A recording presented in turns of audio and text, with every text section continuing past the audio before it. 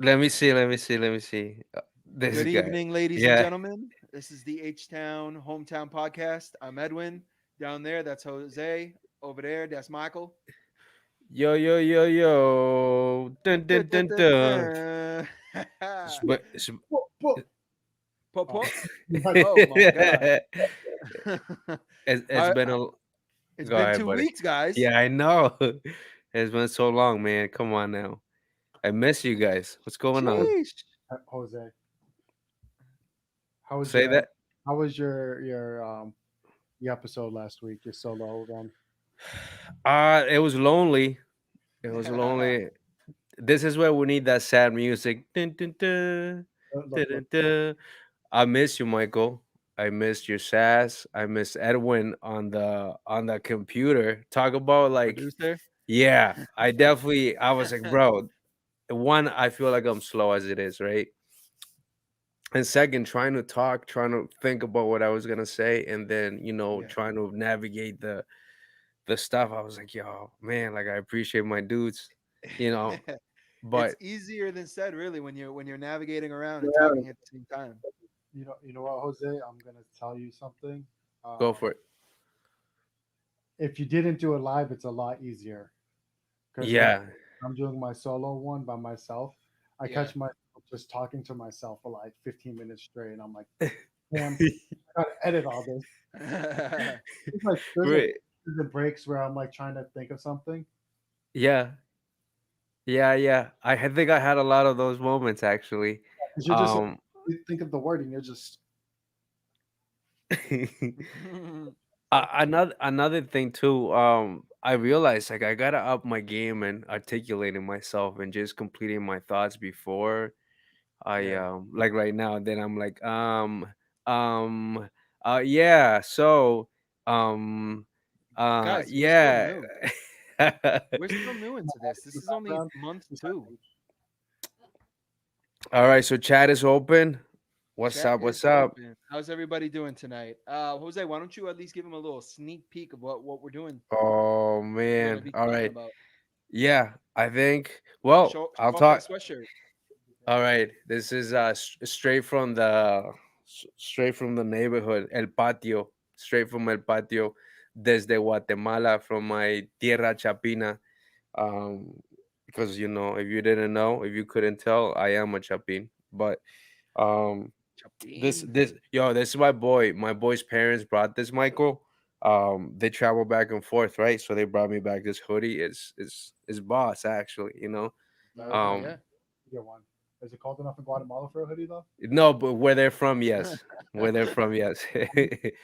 Yeah, they're yeah. Mike, Shout out to remember this. Hazer. Shout out to Hazer, Josue, his mom Gloria, and Miguel, his dad. They brought my kids some gear too, so that's There you that's go. love right there. That's respect and love, Jose. That's fresh. I need one. My wife says she wants one. Yeah.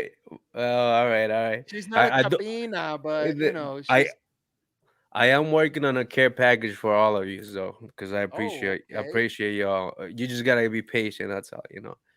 No, I appreciate it. No worries. Um, Michael, I, what you rocking over there? rocking the gap.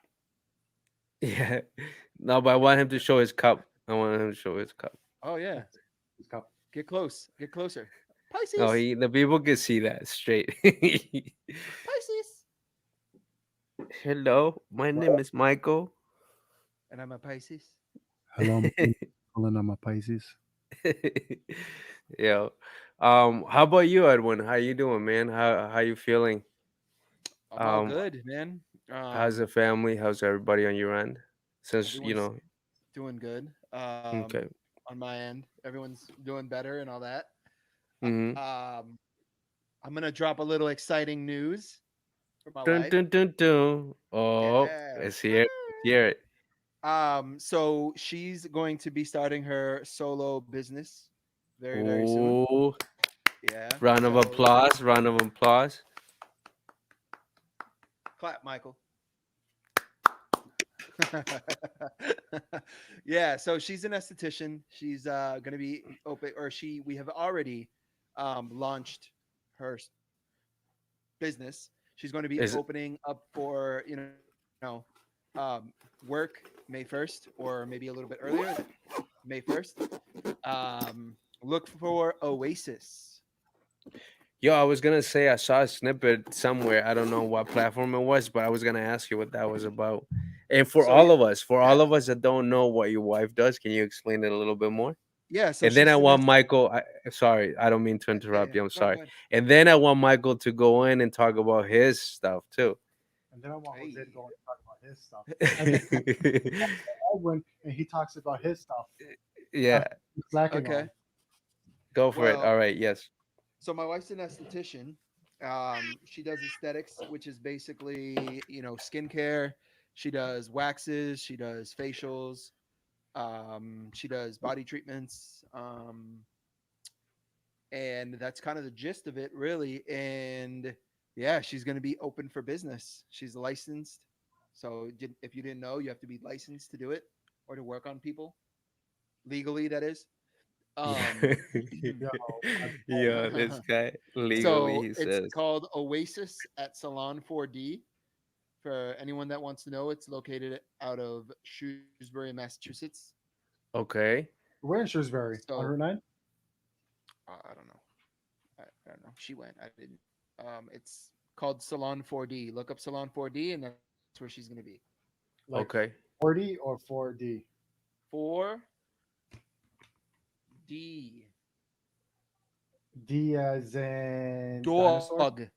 Yeah, as in dinosaur. So yeah, she's got very soft hands. So There that's you going to be go. a selling point right there. But we're excited. She's excited. If you want to follow her really quickly, give me 1 second. If Yep. you have Instagram, you can go to Oasis underscore Salon 4D.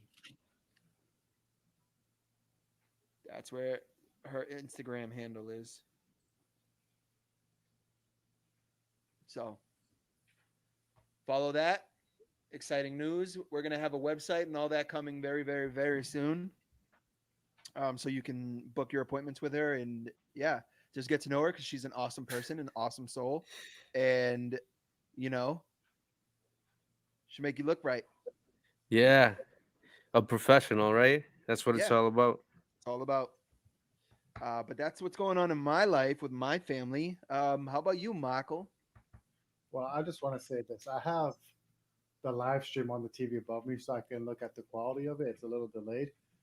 And you guys are really, really privileged to get to look at me because, damn, I'm not gay, but if I was, if I had a chance, This guy being from Alabama.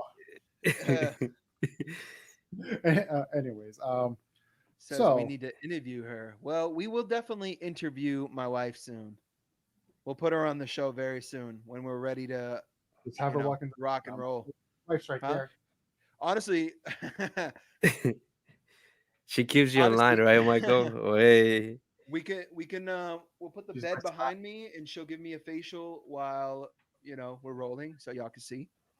Um, damn, I wanted some strong hands. He says, "No, you want soft." She has soft, strong hands. I guess I should say. Like she knows how to really get in there, but she has very soft hands.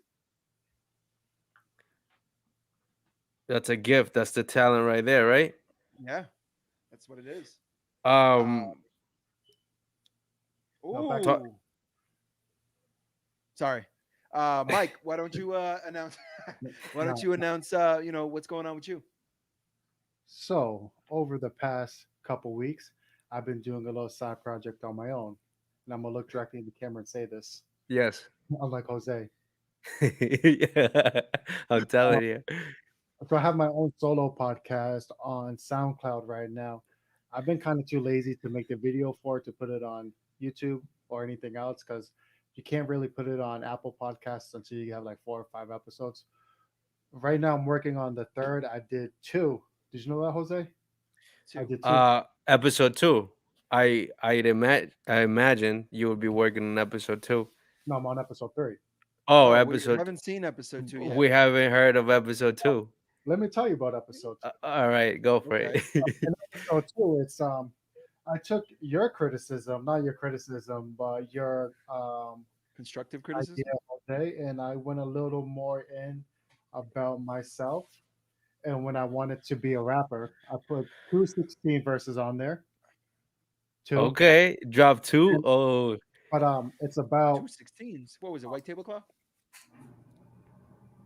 I don't even know what the reference is. Go ahead, Michael. Go ahead, Michael. I'm listening. I love this stuff. um and um what is I forgot what the actual like bio of it was because I actually wrote a bio for it. Yeah. But it's called the Michael Monroe Doctrine because it's about me, Michael Monroe, and what it is. The second episode is about. It's a little biography about when I was younger, of why I wanted to make music, how I started, the thought process that went into songs I made, and how I used it like as a therapy. Yeah. Right. So, but the only verse I remember from when I was 16 years old, and then I have a reflective verse I made a couple years later. And you can see how they sound different. I kind of try to break it down a little bit because if Edwin, do you remember the book Things They Carried No. in high school? Well, Things They Carried was it's a book. It was about a guy who was in Vietnam, and Yeah. he made up stories based on how his emotion and what was going on. So people either love the book or they hate it because they say he's faking it, or they loved it because they think it's that. And it was kind of like that's similar of a thing if you know what things they carried are. Um, so the first episode, I went through a bunch of random notes on my phone and just read those off. I Hmm. did a little quick biography. I really don't remember. It's only like 30 minutes long. The second one's like 48 minutes long. So I did the rapping part one first, or the history of that of me doing it, and then I did five top fives, and then I ranked them one through five. Nice. But the top fives have nothing to do with each other. Well, once we're done with this show, then I'm gonna have to go look at that or tomorrow while I'm Yeah, at work. that was like 48 minutes long. It was fun to make, but listening to it again, I was like, whatever. But I get to do whatever I want. So the one I'm working on now, I got about half of it done already. I recorded most of it yesterday, and um, again, I went through because I'm at work a lot, so I just like write down a note so I don't forget it, and I expounded on that through my phone more than I did last time. Last time I was just reading it off and kind of reacting to it. This Yeah. time I'm like reading it and like trying to have a conversation about it. And I found out some interesting thing about my ancestry. Okay. So I'll tell you a quick synopsis of it, anyways. Yeah. So my dad's mom's mom, right? Yeah. Descendant of like colonists who came off like the Mayflower, the Puritans, Pilgrims, and all that stuff, right? Okay. They're very well documented, right? Extremely well documented. And I traced it all the way back to two people. One is the one of the first princes of Monaco, and the other one was Count or Duke Richard III of where is it Normandy, who I think he's a grandfather or Mhm. something of William the Conqueror. That's wild. Yeah, so what it made me think of was that like just how like different choices of like who you marry, where you migrate to, can pretty much take you away from nobility. Yeah. That's wild. How did okay? So let me ask you this follow up. How did that? How do you feel, or how did that make you feel? Really? Um, you know, if you go back far enough, maybe you, but you're not really gonna have that well documented. I don't know if they're well documented in Central America as they were in Europe, but maybe Edwin could if he like followed the Spaniard side of his family back far enough. He'll probably come to someone who's noble eventually, because like realistically, back in the day, you had to have money to cross the ocean. Right. Like you had to be loaded, you know. So, and if the family was on the Mayflower, you know, they're well documented. Eventually, it's Three just months on a boat. inevitable. Like you get that far into your ancestry, there's probably like 10,000 different ancestors. You know, Yeah. because it goes like your parents, then you have four grandparents and 16 great grandparents, 32 great great grandparents. You know, so like you get that far. And Or was true. Edwin's too pale to be a slave. No, he was trying to say either you had to have money to cross the river or the ocean or which Well, the people who which brought the slaves, unfortunately, were loaded too, yeah. and they were But Spanish and Portuguese. I just want to throw that out there. Majority of the yes, they slaves, were. just throwing that out there, in the Caribbean.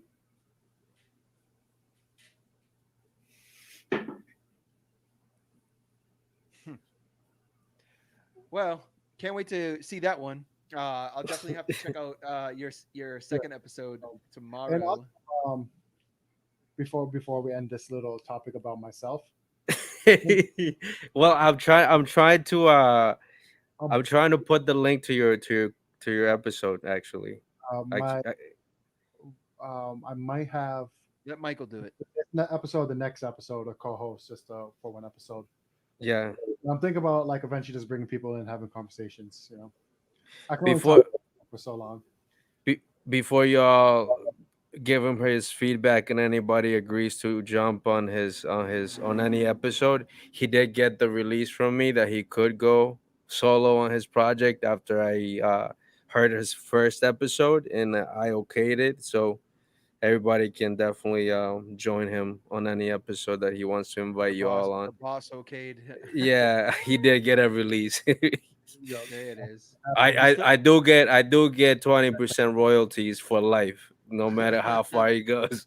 and I he get that does in H Town Hometown podcast. he still No will man, be it's a main feature on the show though. for sure. No We're man, not I losing Money Mike. no. Someone had to paddle the ship. Yeah, yo, People are going crazy, bro. is that your boy Edwin? Yeah, that's his boy. That's your uncle. That's family right there. Yeah. That's family.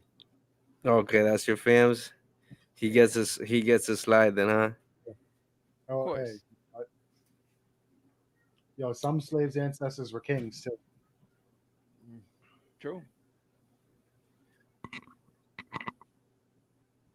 Where's Alfie? Well, I He's was in. just gonna say I'm about to bring him in unless Jose had anything else to share, but I Yeah. don't want to keep our guests waiting too long.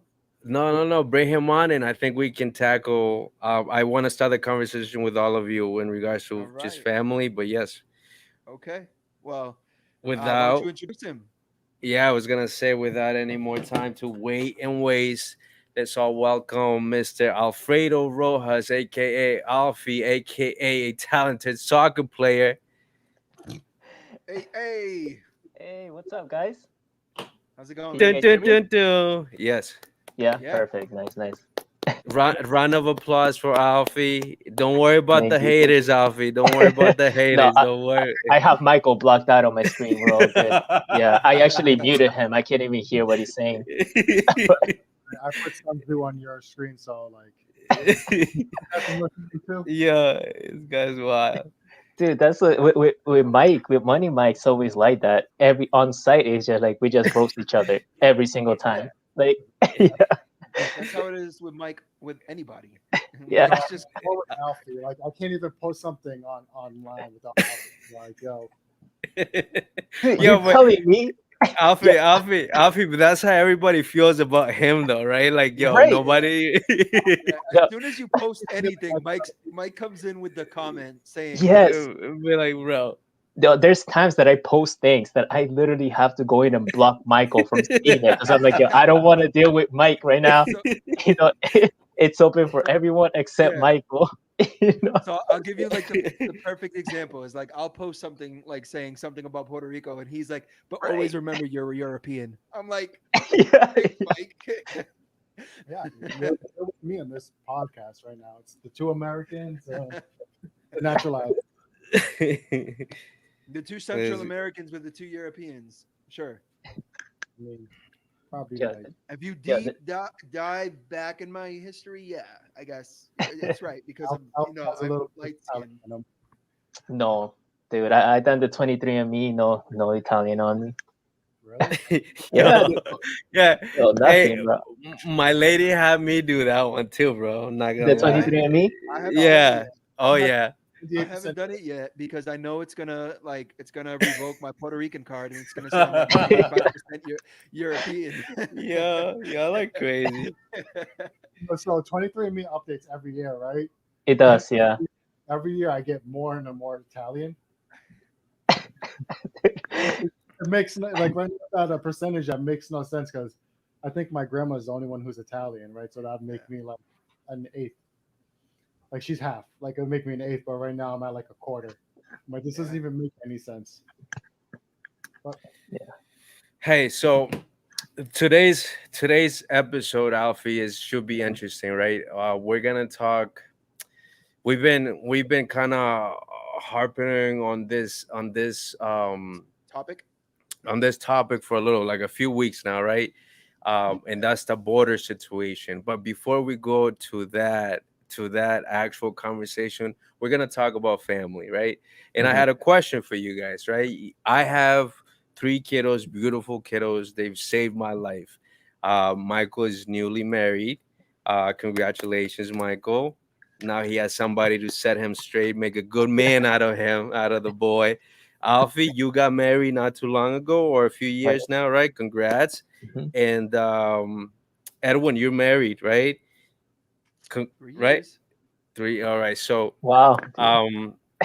let me ask you guys this: like, what is your dream or your ideal family picture? Like, what does it look like? Like you and your ladies when you guys talk, right? Like, what is each of you guys is like dream, right? Family dream of what it's gonna look like, how many kiddos, if any, or how is that, Let's start with Alfie. So for me, I feel like it definitely changes like time by time, like, but right now I feel like we're living it, it's just me and my wife. We have our own place, so we just kind of like, chilling. We definitely want kids eventually, but not at the moment. I feel like life is crazy right now, like Right. work is hectic. But eventually, like we talked about, like 2, 3 kids, Okay. But I feel like, yeah, that's kind of like how it is. I come from a big family. I'm one out of 5. So Yeah. like, like three will be a good number. All right.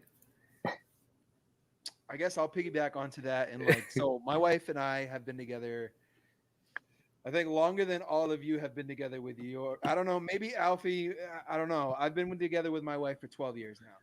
Oh yeah, So- dude, Oh, I'm yeah. half of that. Okay, 6 years, yeah. Yeah. so 12 years we've been together, boyfriend, girlfriend, and then wife and husband. We've been married for 3 years now, or going on 3 years. And no, it's been 3 years. She's gonna say something. Oh, bro, he's And, about. Oh, he gonna be in trouble later, right? You And, can't forget dates. I know. Yeah. And so we're we're kind of like going with the flow. So we never wanted to rush into kids. Like we want 2 kids, 2 or 3 kids. She wants 3. I want 2. We'll see what happens. But we never rushed into it. We didn't want to have kids young. I'm about to be 30. She just turned 29. Yeah, she's getting old. But like if it happens this year or next year, then so be it. But we're not like rushing it, I guess if you would say. But that's my ideal thing. 2 boys, hopefully. I've always been told I'm a dad, a girl dad, though, because the girls always like come to me, like the nieces and stuff like that. They're always just all about me. So, but I would ideally want 2 boys. 2 boys. Okay. For real, Michael. Like you can ask my wife. Like, all the, nieces, Look at that. Look at the that. girl babies love me for some reason. But 2 kids, 2 boys, and then that's it. Yeah. Ideally, Okay. not back to back. Maybe like one in the next couple of years, and then maybe 2 years after that. So that way they're close in age, but not back to back. So Well, Michael looks all stressed out over there. Nice, like we got 7 But months. Michael's like, hey, yeah, Yeah. he's like, come here, come join this conversation. 3. She said, yeah, Michael Nobody? hasn't even had this conversation with the wife. He's just asking right now. Well, he just got married, Yeah. That's fair. Yeah, I'm saying you just got married with your 3 or 5. Not Ah, just 'cause I want one in the middle. You know, I want a middle child, middle child. just so it can be Malcolm in the middle. You know, like Yeah. the one in the middle that everyone forgets about. I've heard of that. Yeah. I don't know why, but I think like just having two, like you have. So I know I have some friends who are just two, like they're just two brothers, a brother or sister, or whatever. And that seems kind of like boring, right? You Plain. get like Mhm. three, and then there's more variety. You might have two girls, one boy, or two boys, one girl, all boys, what like my mom had. And like they're spaced out properly, it could be funner, because you have an older brother. If you're the youngest like me, my oldest brother's only like 3 years older than me, but my youngest sibling is probably 7 years younger than me. Yeah. So she has older brothers that she's looking up to who are like a decade older than her, like my Shit. brother Don. Yeah. So I Yeah. think it's just like a little spaced out, but like multiple, but odd number. Because you don't want like have just one kid because then they're just gonna be sad. Yeah. Yeah. Like I can imagine relate to that. you have a one kid and then they marry someone with one kid and now they don't have any uncles. Like their kids have no uncles or anything. I Mhm. can relate to that. I mean, look, my siblings and I are spaced out. Like my brother's 3 years older. I'm 3 to 4 years older than the next one, and then Yeah. Williams 5 years young. No, 6 years younger than my sister. So I can see that. So me and my Andrew is born in '87. Donnie, he was 3 months premature. He was born in August of '88, like 10 months after my brother Andrew, and then I was born March of '90. So we're all relatively close. And then when we were in school, they were in the grade above me, and I was a grade under them. So Yeah. we were like a gang. We were just always Yeah. together. I think So it's that funny when you say that though. It's like when you're younger, it's like the age difference might be big when you're if you have someone in elementary, one's in middle school, one's in high school. But like when we're all 30, it's like yeah, you're 35, I'm 33, and the other one's 30. Like that's not even a difference. That's the same age group. that is true. You know. All I right. want like Alfie. That's my goal right now is a house like Alfie I I Dude, was gonna. because I want a dog. You can't have a dog in an apartment. It's not fair to the dog. I got a dog, that's true. What kind of dog? a Chihuahua. It's a cat. Chihuahua. She is part cat. That's true. um. Well, that's Well, that's. Go for it. Go for it. oh, I was just gonna be. I mean, you kind of already said you have your children. You can name them. You can say how many you Yeah. have. But I Fa- guess my question for you was going to be: did you see yourself having this many children, or do you see yourself having more, or do you want more? Do you want a soccer team? Saga team, indoor saga team. I gotta make it to six. But no, I no man. That I think God knew what I needed. That's really how it came about, right? One and this I feel like Alfie, I don't know about you, right? Your upbringing, but or Edwin for that matter. Um coming from a Hispanic culture, right? And this is just me being real, right? Like the goal is that you don't have a child by the time you're 18 years old, right? If you Right. can make it to that, that's like boom, that's your You're first good to success. go. Yeah. Yeah, Yeah. that's your first success. And then maybe if you don't have one by 21, then you made it to like the next checkpoint, right? Yeah. Um but for me, man, like when Faye Sophia came into my life, she saved my life.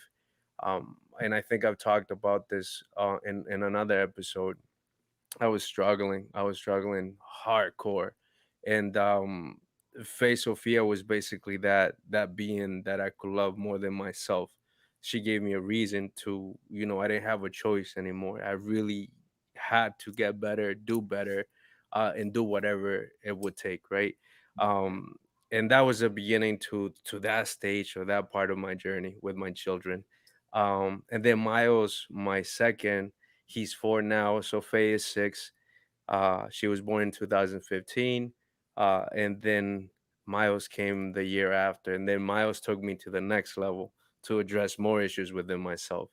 And then Ray is something else. Little Ray is like, whew, he keeps me on my toes. He's gonna be 3 this summer, and then but I would say like I was done, right? Like I was like, that enough is enough. But you know the mom is the boss, right? Like I can't say no if she wants another child. It's what she wants, right?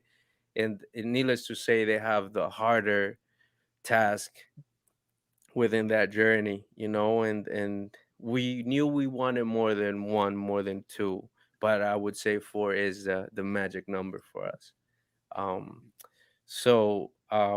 but as far as what I thought, see, this is what I thought, right? I told my mom, and my mom teases me all the time. I thought that by 27, I would be married, right? I would be married, and by 30, I would have my first child. And here I am, not even 30. I'm gonna be 30 now with my fourth child on the way. And I finally got married last summer, July 25th. Um, but we've been together, for a while, since I was 21. So that was my journey. I don't think it was anything planned, but it was just kind of like God looking out for me, really. My lady saved me, and she's been putting up with myself, for a while now. So Shout out to the lady. yeah, she, she's the boss lady. You got to get her on camera or commenting too.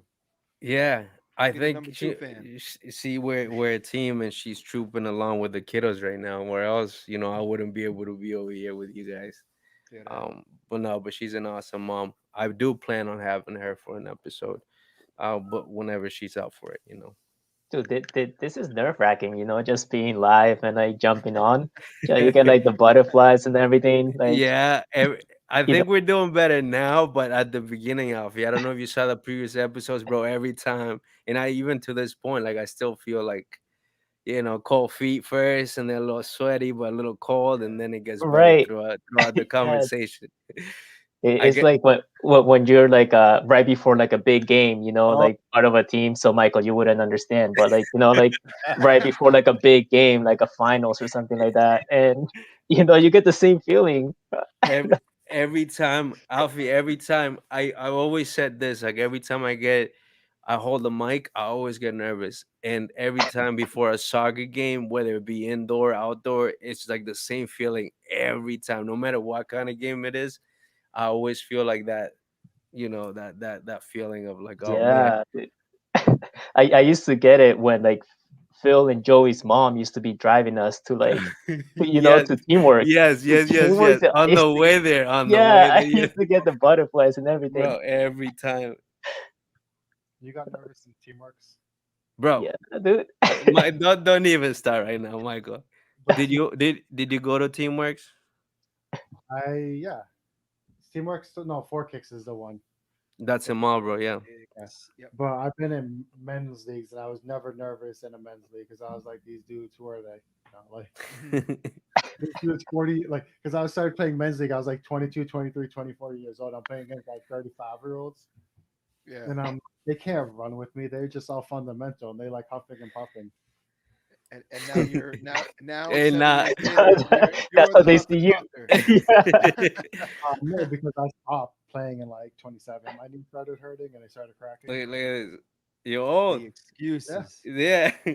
Excuses, And then when Kobe Bryant died, I just like, I'm not playing basketball again. You hung up the shoes.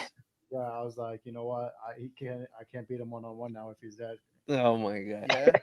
This You hung up guy. the Protros. It's like Floyd Mayweather retired before he could get with me. Real talk though, Alfie. How old are you? 33 now. 33, right? Yeah. Edwin, how old are you? 30. I'm Not yet. 29. 29. 29. I'm gonna be 30 in June. Michael, how old are you? 31. My, like, I feel like, yo, if anybody, and obviously, right, with all the kindness and respect, I feel like, man, you're never too old. Like, this is, if anything, it's a self challenge for you to Mhm. get to a point where like you gotta be physically healthy, physically motivated, inspired, fall in love with yourself, with your life again, to do whatever it is that you desire to do, and that includes sports, that includes whatever it is you want to do. Yeah. The rest I would say is just excuses, and obviously that's within each everybody's own journey and pace, and like, everybody's different, and that's Yeah. fine. But I feel like, man, it's a cop out for somebody to say like I'm too old when you're in your 30s. Nah, man. That's just No, my but I personal. mean, I'll tell you right now, right? Because I'll be playing basketball, right, and then I'm playing with some just some people, and they're just trying so hard, and I'm like, why are you trying so hard? And we're it's all just a like, you're pickup. not gonna It's make just the a team. pickup game, Your right? team. Yeah. There's no like, why are you trying to get offensive fouls in a pickup game? Like, why are you like diving for balls that are going out of bounds? Like, and I'm like, this is too much. And then I had like a 3 year like spree of like just going up for rebounds and rolling my ankles. So I'm just like, it's not worth playing it because people are trying too hard and it's gonna get me injured. Yeah. You going up Well, for a rebound, people not having knowing how to box out properly is getting me injured. So there's Mm. just no point in me playing it. Like unless I'm going and playing with myself. well, I feel like it depends on the All crowd that right. you're playing with, though, too. Like, It's for instance, when say 5, 6 years ago, when I was really playing basketball every weekend, that I think I played with Mike a few times. Um, we play with kids that were 25, 24, 18, 17, 19. You know what I mean? Like the younglings. Now it's like I haven't played basketball in 2 years. I literally haven't been on the court in like a year and a half. But I was watching like videos today or whatever of people hooping, and I was just kind of like, oh, I want to get back out there. Like it's about to be spring, it's about to be summer. Like it's motivating me to go back out, and you know what I mean. Like I need to shed these 10 pounds of COVID, and uh, I was just like, but do I want to play with the kids that are like 18, 19, like Mike just said, trying to play hard, trying to hurt each other? And I'm like, dude, like you get hurt, you go back to mommy and daddy. I get hurt, I can't go to work. Like, yeah. Right.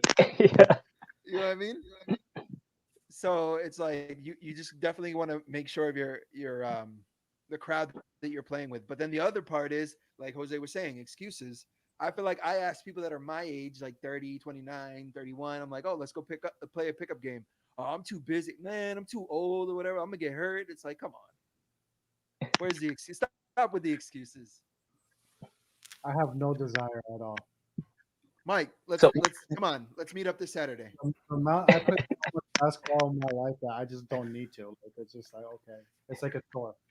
Like Alf, you know when you go to the gym consistently for like months and months and months, and then like, you go for like a couple like, and then it starts feeling like a chore, and you just don't want to be there. That's how I right. Yeah, feel about You basketball. burned out. Yeah, you get burned out. It's a mental game, right? it's full I court or just Weak nothing, Mike. mental weakness, yeah. Mike, when's the last time you played a pickup game? the last time I played a pickup game, honestly, um, probably like May. Oh, okay. It's not that. He said Barack Obama was still president. Yeah. The time I played a serious like pickup game, probably like 2018. Like I tried to go to Sudbury and play there, but I'm like, I just don't. I'm just not into it. I Yeah. get there, I do a couple of runs, and I'm like, this bores me. It would be fun though to get, once everything changes to some extent, to get, just a crew of people at the court, and Michael, Edwin, Jay, Alfie, your wife, whoever, right? Like a family gathering of Yeah. sports. That would be fun. I mean, you got to look at it like this. Like, yeah, we're in the pandemic and all that, and everyone's trying to stay safe, but like, that doesn't mean that you should stop living like your life or having fun. Like, and especially in the outdoors, like where you should be in the outdoors, cooped up inside, it's like, why not play a little game? Or, it doesn't even have to be basketball, it could be a soccer game, Yeah. it could be a game Yeah, of that'd be fun. kickball. Like, you know what I Right. mean? Like, every Alfie, sport. you can I don't remember their names really, but yo, shout out to that family who was, well, all those families, but specifically all those people who were putting up those pickup soccer games when you used to show up, Carlos. This is way after we graduated, right? But like, Yeah, yeah, man, yeah. I remember those days, and like I think even me, specifically me, I can't speak for you guys, but like, man, just healthy choices, or like, that activity was better than for me to go somewhere else and like toke up or do something else, you know. So shout out to all those parents or all those families just trying to do, you know, healthy things for their kids, Yeah. for their own children or for the community, for the collective. And I feel like that's us now, right? Like that's it's on Right. us now to do those kinds of things, you know. But shout out to all those, you know, lives or all the people. Yeah, definitely. So And Alfie, catch us up on your life. What's going on? What's been going on with Alfie? Dude, so Alfie's been good, you know. I work in Cambridge, so the commute's kind of killing me, but you know, Yeesh. it is what it is. what do you Um, do? so I'm a scientist for a pharmaceutical company out in Cambridge. That's it. Uh, Cut him out, bro. Cut him. Send him out. Coffee's polluting the youth.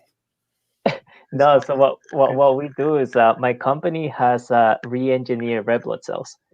So more like a delivery method for oncology or tumor fighting drugs. Yeah. You know, so it is a like a cell therapy company. So it's like the up and coming in like biotech. But we use like red blood cells and yeah, we modify them to fight specific types of cancer, and then we put them back into a patient. And yeah, we're in Wow. clinical trials now. You know, That, still very early on. that's awesome. Yeah, You got no, it's you got any insulin? we do not, bro. Like, dude, I know about the struggle. You know, like the insulin, like the high prices. You know that stuff's crazy. Like it's insane. Yeah, like The Ridiculous. craziest part about it is like people really don't realize like you can go if you go without it for like 2 months, you can't die. You can't die right. if you're insulin dependent like myself. Um, yeah, you could go into DKA or you could go you could just be at like 500 blood sugar and you could just die. It happens a Yeah, lot actually. y- it's true. I don't know if you know like the history of like the patent with insulin, but it was actually like sold for $1 because the creator of insulin wanted it to be readily available, and you know, and over the years, he just kept getting bought out by different companies, and you know, till what's that dude's name? I can't remember his name, but like Pharma Bro was what they were calling him, and then like a bunch of other people like him, like like you know, skyrocketed the price of certain like life depending medication, you know. And that's what, yeah, like pharmaceuticals get a bad rep, you know, like pharmaceutical companies, they get such a bad rep. Yeah, But yeah. No, I hear you. I don't blame you guys. I don't blame yeah, I don't dude. blame people that work in pharmacies or anything like that. I know people that work in pharmacy and they're actually very helpful when it comes to the research and the like Hmm. history and education on it. Yeah, We just gotta pull together and find a cure for it because there's definitely some way that's what it somehow. is, you know. I feel like, yeah, that's I feel like as a scientist, it's kind of like every scientist's dreams to be able to find a cure. But dude, some of these illnesses are just Yeah, insane. Like cancer. Like as a scientist, I don't think we'll ever find like a single cure for all of them. You know, yeah, it's crazy out there. Yeah, yeah. yeah. But other than that, I still live in Hudson. You know, so commute to Hudson to Cambridge every day. You know, or almost every day. I do get to work from home like about once or twice a week, so that's nice. That's awesome. Um, yeah, so I really appreciate that. But yeah, I just been kind of staying like local. You know, I'm glad I was able to like we were able to afford a house back in 2019. Because over the last year the prices have Oh also yeah. skyrocketed. Like Yeah. houses around here, I don't think we'd be able to afford this house now that we got. You know, like today, like Yeah. there's no way. So it just worked Good out. old, good old Hudson. Yeah, dude, it's And changing, dude. It's getting I could never picture hanging out in like downtown Hudson before, you know, and now I feel yeah, like that's a spot, like you know. I think I said this on one of the other episodes or whatever. Like back when I lived there in like 2007, 2006, like all right, maybe 2008, you would walk outside, go down the street towards like downtown, and it'd be all Mhm. black. There'd be nobody driving through. Right. And it's like now you go every other weekend, there's like 50, 40 people just going to the creamery or going to, rail trail, and I'm just like, what? What is this? And Yeah, the it's awesome restaurants to are see though. packed. Yeah, no, but it's awesome And to see. uh, Like, you guy know, too. The what? Real Trail, I think, New City, the Speakeasy in New City.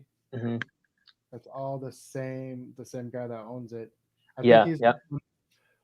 but it's annoying because they lobbied to keep out the food trucks. Oh, Yeah, really? So that's why, if you notice, I think they have like one food truck license for Hudson. That's why the Texas Smoke Shop or whatever. I Uh-huh. could Yeah, really yeah. this up, but that's why he's parked at J and K Tire because I think he knows the owner and he lets him park there. yeah, Dude, that place is good, yo. Shout out to that Texas Smoke Shack. Like, Remember when the new stuff first opened, they were bringing like food trucks into the parking lot in the back. hmm. I barbecue think the brisket. restaurant lobbied to get them out of because they're taken away from their business. Oh, wow. Kind of counterintuitive because each restaurant you put is taken away from each other's business. Right. Sheesh. Yeah, All right. yeah. Um, what's your wife's name? Um, and what does she do for work? What are you Yeah. guys close to your family? Her family? What? Yeah, so my wife's name she's Shanice, and she actually grew up in Marlboro, and she's a teacher, a Spanish high school teacher in Newton North High School. So she teaches out there. She's also like working online right now, because of like COVID and everything. But yeah, so she's actually not Latina, but you know she learned Spanish in high school and then took it up in college, and yeah, it's a big push for people to learn Spanish now. Yeah, It's a it's must, right? I feel like it's a Dude, necessity nowadays, isn't right? it? Isn't yeah, English dude. to be the second language of the United States? No, wasn't that a few years ago? United States is like the second largest Spanish speaking country on the planet by Yeah. population. Soon enough, we're gonna have to call him Miguel. You know, Miguel, Miguelito. No, no more Michael. You know, Well, you know, Miguelito's over where? Over I there? got a plane ticket or a bus ticket. I'm like, what's your name? And I'm like, Michael Monroe. And they spelled it like Miacol. Oh, Mi- Michael. Michael Michael, Kors. Michael. Yeah, Yeah. my name is Michael. Mikael is his name. Yeah. But yeah, dude. So are you guys still in Hudson, or well, I know like Jose, you're like up in Maine, right? Yeah. I'm up north, buddy. Okay. I'm in Orland, Maine. Bucksport is the closest little town. Reminds me a lot of Hudson in the old days when we grew up. The only difference is they have a sense of community, essence of still of a community, and the ocean is right there. So that's Nice. that's that's Yeah. beautiful. But Gunshot. it's Oh, no. Yeah. mhm. There's outside noises. Mhm. And then but yeah, I'm like 4 hours away from the family, so every time we do visit, it's a trip, but it's still possible, right? One of the Yeah. reasons Right. why we moved up here, because of the beautiful place that Maine is. We wanted to raise our kids in such environment, and also because it was still possible to travel back and forth if we Mhm. wanted to. It wasn't like a plane ticket away every or once a year or twice a year. So it's really any weekend that we can, and we have the time, we can shoot up there and kick it with the fam. Is your wife from Maine originally? No, Or- she's from Lowell. She's Oh from wow. she's Okay. she's from the mud. Yeah. Um, Mhm. she's from Lowell. She grew up, was raised in Lowell, and then she's a veterinarian. And she did an internship at the farm that I was working at in Framingham, and then that's where the magic began. That's where the beautiful stuff Dude, began. that's a perfect love story right now. It is. Right It there, you is. know, like The girl who saved the poor guy, the farmer. right. Yeah. Yeah. No, man. The way I put it really is kind of like we were just dreamers, right? Like we kind of like analyze the world on this like dream or this fantasy of like, yo, there has to be a better way, there has to be a different way, and we were just kind of those two individuals who got together and Yeah. just kind of like had to find a way, and had to do it better, had to do it differently, but with this ambition, right? This healthy ambition of doing it from the right place. Not that we know how to, but we knew that that's what we wanted, and it's been a journey trying to navigate that, and stay Yeah. within that aspiration or that dream of, like, we gotta stick with what's real, with what we know is real, and find a way. Life can't just be about this rat race. So And follow up. yeah, go ahead. And I we was gonna had to say, get out of mass for that matter too, because if not, then you become part of that. You yeah, don't have a choice, right? Like, you have to work the system or within the Hmm. system. yeah, And that's no problem. I think the problem is when you become that sour and that close-minded, that you only worry and care about your own, and then through the process you end up becoming selfish. I think that's my issue, but to each his own, right? Like, I can't. yeah. So my follow up to you is, when you decided to go to Maine, though, like, did you guys just pack up and go, or like, how did you go about it, and like, why did you choose Maine? Um, there were a couple options, Colorado being one of them, Texas. The land, like land was a priority, right? Like, I was working at a farm, right? We had these certain desires that we wanted, and that's, we wanted to have farm animals, whether it be chickens, whether that be that. And the land is, it's an essential need for that lifestyle. Mhm. And like Alfie was saying, like, land or property in Massachusetts, it's wild, like, it's wild out there.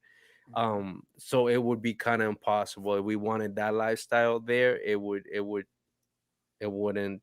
happen, Yeah, so then, out of all the choices, we prayed, we talked to God, and then 2015 she graduated from Tufts University there in Grafton. And then, the applications for the job, right? Like, she needed to look for jobs, and Maine was that option that fit all the little requirements that we had, one being able to travel back and forth, yeah, and the prices for land, they weren't far-fetched yeah, for what we wanted, right?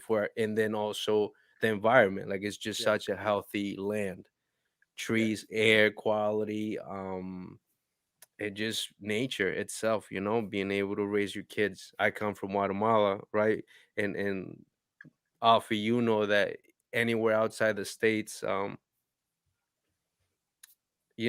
guess Central America or South America, there's this beauty of land, Hmm. of just being able to, like, be raised in a different world, I guess, if you may. Right. Not to sound condescending or arrogant, really. no, But you guys are more raised in a country setting where there's, yeah, where there's barns, there's farms, there's fincas, there's and I right. And I think for me that made all the difference in my life, yeah, right? So having that, I wanted to be able to provide that for my children also. And yeah. my lady, even though she grew up here, she understood that that was the better Hmm. option for children, so So it started out because of a job, but it was more so when you guys looked at it, everything, you looked at the whole aspect of it all. It was like, this yeah. is exactly what we want. Hmm. Let's, so you did a sacrifice by moving up with your lady. Obviously, you guys were together, but you did a sacrifice by moving up with your lady. Finding a sense of purpose up there, and it hit all the boxes for you, Yeah, I basically. mean, it was a dream, like, we did just get up and go. We Yeah, we don't have family up here. It was just us knowing that God was with us and that he would provide, and we needed to get out of mass. Like, we needed to go, right? If we were going to have children, we wanted to provide something different from them, show them something different than what mass had. yeah, Um and from there just kind of leave it in God's hands, and then, he came through little by little, step by step, and it was all part of the process too. It was just really having faith and believing in him, and then, everything fell into place. that's that perfect love story. Yeah. I mean, It's all you need is each other, and clearly Right. that's all you needed. And look at that, 5 years later, almost 6 years later, you're still up there. Oh yeah. That's awesome. um I think a lot of people talk, like, I think it wasn't just myself. Like, everyone in Hudson used to always say like, "Oh, wait till we get Can't out of wait here. to Like, get yeah. I'm leaving Hudson and stuff like that." It's like, where am I? 2 towns over. Like, I'm not that far. Like, Yeah, but but I'm not mad at that though. You know, I feel like everybody has a calling. You know what I mean? Like I feel like that's yeah. I mean, I think you went more with your, you went with your gut, and you did something that a lot of people are scared to do. At the Hmm. end of it, it's really fear. Like, a lot of people say they want to leave, but then you look at your life. Like, your life isn't just your job, or like, the person you're with. Your life is your family that's there in the same town or in the nearby towns. Your life is your friends. You know what I mean? If you're that type of person that's very close to your friends, you and your wife is always going out weekend or whatever with like another couple friend that you guys are friends. Like, that's a lot of your life that you look at, and a lot of people don't leave. And I mean, I feel like that's not what's keeping me here. Like, my wife and I have always talked about moving, and we still have that dream of one day doing it. But it's like, Where would you it's move to, Edwin? well, not anymore, but I wanted to go to South Carolina. yeah. But a lot of things are changing, and we have, I've spoken with a lot of people that have either lived down there or lived in the North Carolina, and they're just like, it's a different setting. But Mhm. like, we talked about, we wouldn't be going to like a more country area. We'd be going to like a city or a near, a Mm, town that's similar to like Hudson, similar to like Worcester or something like that.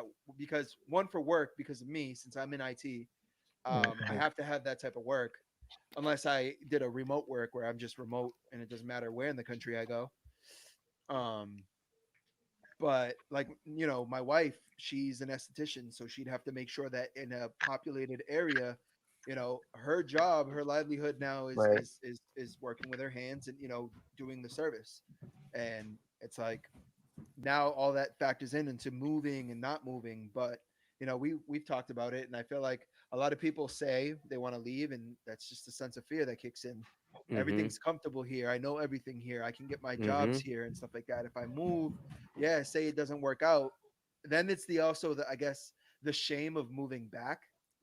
It's like, you Right. left and you couldn't make it, so now you come back, and everyone's like, "Yeah, I told you so." Like, you know what I mean? So yeah. Yeah. I feel like that stops a lot of people, but I'm glad it didn't stop you and your wife. You know what I mean? That's a real conversation though. I want Michael to chime in and we can continue on that, but it is true. Like there's just so much that we can talk about that and what you're saying. Yeah, Michael has family up here actually. I have family past where Jose lives. Jose is kind of a rest area for me. It's like halfway. yeah, Like you don't think Maine's as big as it is until you it's like huge. the first time I went. So my dad lives like right outside of Presque Isle. Oh So you yeah, that's way up north, yo. By the way, that's up north. end of I-95, and then you take Route One, another like hour north. So it's a far ride. Um, as far as leaving Hudson or living in Hudson, I actually appreciate Hudson because before I lived in Hudson, or well, when I moved back to Hudson, I was living in South Carolina, and where I lived in South Carolina now might seem kind of like Hudson. It went from probably being the size of Hudson to like the size of Framingham within a decade. Yeah, A lot of developments, a lot of stuff like that. A lot of people who aren't from the area are moving to where I used to live. Um, but when I lived there, the school system wasn't that good. Like there was like some charity group that brought in Hooked on Phonics for all of us, so we could actually learn how to read. The the crime levels, like you think it's like a town like Hudson, but it has like crime levels of like Fall River or New Bedford. Like yeah, that. It's the state is more violent and there's more access to guns, being a southern state. So the opportunity of you getting into a mess is higher, especially in a city. You think you go into a city, you're gonna get away from the country bumpkins, but it's a different type yeah. of area. It's like Florida. Everyone visualize Florida as like beaches, resorts. You It's get into not. Florida, you're kind of like, There's a couple alligators up in there.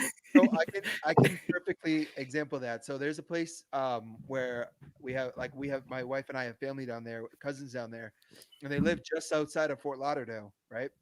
And you've heard of Fort Lauderdale. Fort Lauderdale is a tourist area. It's lot, the beach. It's got stores and all that. Yeah, there's crime, but because you have tourists acting a fool and stuff like that. But where he lives was literally 5 minutes from Fort Lauderdale, and the crime rate was like Lowell, was worse. I was like, what? Ridiculous. He's like, yeah. He's like, we live out here, but everyone knows this, so we don't run into any issues. But yeah, out here it's like that. And I was like, but y'all live like it's like how would I say? It's like we live what 15 minutes from Worcester or whatever in Hudson. It's like living in Hudson, but then like It's like me living in Worcester and 2 streets over is like the actual hood. yeah, like that's how it is. And I was just like, oh, this isn't what Florida's like. Are you crazy? And then it's like, if you keep to your own, you mind your own business. It's how it is anywhere. Like you keep to your own, and you're not going to run into problems. But like Mike said, you have a higher likelihood of getting into some type of mess. People there, they're way, I don't know what's wrong with them. I had the same problem when I moved back to Massachusetts. I was kind of just wild. But what I was gonna say is, I always had this dream of moving back to South Carolina when I like got out of high school, whatever, just going back. Yeah. But like two of my friends died. Everyone else moved. The family that I had down here, like close friends that are family, they all moved out. No one was really in the same area. So me going to a place that like I dreamed of going back to, uh, the Didn't town make sense. expanded past a level that's unrecognizable to what it was when I was a little kid. Everyone I knew is gone. So there's besides me just having that sense of nostalgia, is really no point. I feel like, I think we can relate to that because growing up in Peru, going back, a lot of my friends have moved out of like my neighborhood. A lot of the family were growing apart. I still got cousins and everything, but when I go back, like, they're older now, they're all adults, some have families, and I feel like I can't relate to them at that level.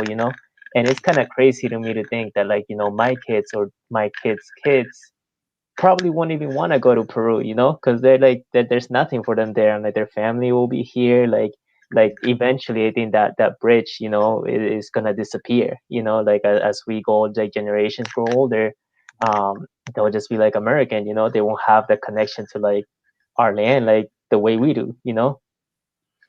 That's how I feel about Italy. Like, I just have no Right. desire of going to Europe. I'm like, yo, my ancestors left for a reason. Why am I gonna go back? What what's in Italy that I can't do here? Yeah, My I feel like speech, that. the speech is here. We don't Yeah, Well, have the same climate. but I You feel go, like that's we have the same food.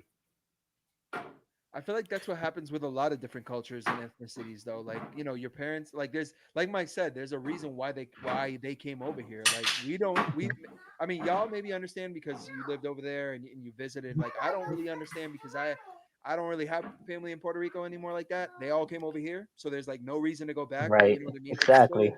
part of the United States, so I can go whenever I want. And it's more of a tourist area now as it is. Um, but it's like there's more people over here than there is on the island or on the country over there, and it's like no one ever goes back. And it's like as you have more kids and those kids grow up, and it's like they don't know anything about, like, you have kids saying, yeah, well, I'm half Mexican and I'm half well, like, do you know anything about your ethnicity? Do you know anything about your people if you've gone over there or not? And a lot of kids will, I've never been, I don't know, I don't know anything about it. And it's kind of like, where do you where do you teach them their history? Or like, the schools are going to teach us American history and some of the Central American history, but only what American history wants to teach us, you know what I mean? So it's like, whose job is it for your children to learn about their ancestors? Kind of Right. falls on the parents. mm. But if everyone has that same mindset that Mike's saying, well, why am I going to go over there if my parents left? Why would I go back? It's like, you know, there's like a fine line. Whereas, like Alfie said, then you really do have American children. Your children aren't what you are; they are American. Right. Yes, they Mm. have the blood and the ethnicity of what you are, and yeah, you've probably lived over there and experienced that lifestyle, but your children haven't. And it's like you have purebred Americans now. Yeah. And like I'm not 100% anything. I don't Yeah. think anyone is 100% anything, but Alfie and Jose are clearly Peruvian and Guatemalan. Yeah. You could pass as Puerto Rican if you wanted to, right? Yeah, but the 23andMe says I'm 80% native Peruvian. Yeah, Yeah, right. I'm like, yeah, like 100% descendant of the Incans. Yeah. Yeah. So A B. he can trace his ancestry probably back to probably even one area of Peru. You get to the United States, and that most of like second, third, fourth generation Americans is that we're so scattered, and it can be from like when I took a 23andMe, it came back like there's some North African, some like Turkish, a little bit of like sub-Saharan African. Like it's just and like say I go to Italy, right? I pride myself on my Italian ancestry just because, why not? They were very influential in Europe. My grandmother, she's Italian, right? Yeah. Um, and I think a lot of it has to do with the Portuguese kids around and going around on Portuguese and all that stuff. So you wanna find what you are, and then when you start finding what you are, it's like, okay, I'm Italian, I'm German, I'm British, I'm French, I'm whatever. You go to those countries and they're like, no, you're American. Mhm. Yeah. You're not this. And I want to know both of your perspectives on it because when I had Frankie would go back to Colombia and they're calling him a gringo, right? The same thing with Pedro when he goes to Brazil. They're saying like, "Nah, you're not Brazilian, you're American." And both of them were born there and returned at a later date. So, like, at what point does it feel like you're being rejected by your own people, like your own countrymen? Yo, I'm like La India Maria, ni de aquí ni de allá type of guy. Uh, yo, if you guys don't know what that is, that's a reference to like this actress, right? This Yeah. Latin actress. Telenovelas. Way back she made movies, Oh. and one of the movies she made was something like she's not from here or from there, and that's honestly how I feel. um I man, I think I have interest in perspective because I never wanted to come here to begin with, and I think this is a good segue to go into our topic of the border situation. I came here when I was 9 years old. I didn't meet my mom till then, and obviously, I'm gonna assume that every person that comes here is to provide for a better well-being for their families back at home, and if they bring people over is to give them a better future, right? Like that's my understanding.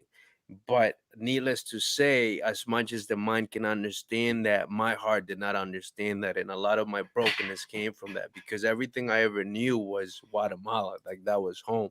My grandparents were my parents. So coming to America wasn't a desire of mine. I was heartbroken, um and resentful, because like here I am in this world where I gotta start all over. And then you put the aspect of like morals, values, and all these things that I was taught back at home, and then come to a state or a country where that wasn't necessarily like a priority for that matter, right? Like it's kind of like living careless is kind of like the way to go, right? So I resented that even more because like, man, like going to school and going to school with my peers, and it's almost like being a good kid wasn't really like the thing. Um and and I I don't know, I think for me it was very like it was hard to travel like my whole childhood and my teen years in the United States, and to like really understand why people did the choices that they did. And I think for me, I can speak more of like holding my own people accountable of this thing that they're chasing, the American dream. And I think only to find out that I feel in my perspective, there's no such thing, right? Like the older that I get, I realize like, man, yes, like we learn to accept certain things, but I feel like life is real. That's beyond just like money. That's beyond just happiness within these things that we think is attainable, but it's not really attainable. And then a healing process through that.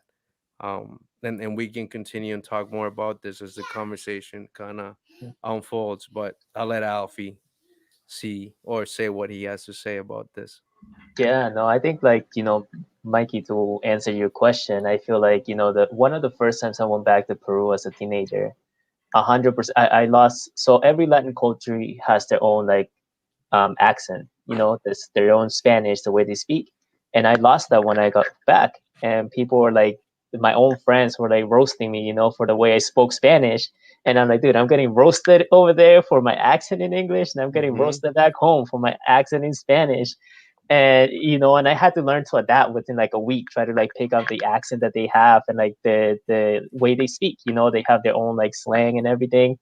And I had to like learn to pick that back up. But I feel like when I go back to Peru, I feel like an outsider. Like I 100% do. Like I feel like just it might be the accent that I have. I feel like what even my own family who are like trying to like pick up a cab, like a taxi to go somewhere, they'll tell me like, yo, don't speak, because if they hear you speak, they'll know you're from like outside, and then they'll jack up the price. Like they'll be like, oh, he's American, like jack up the price.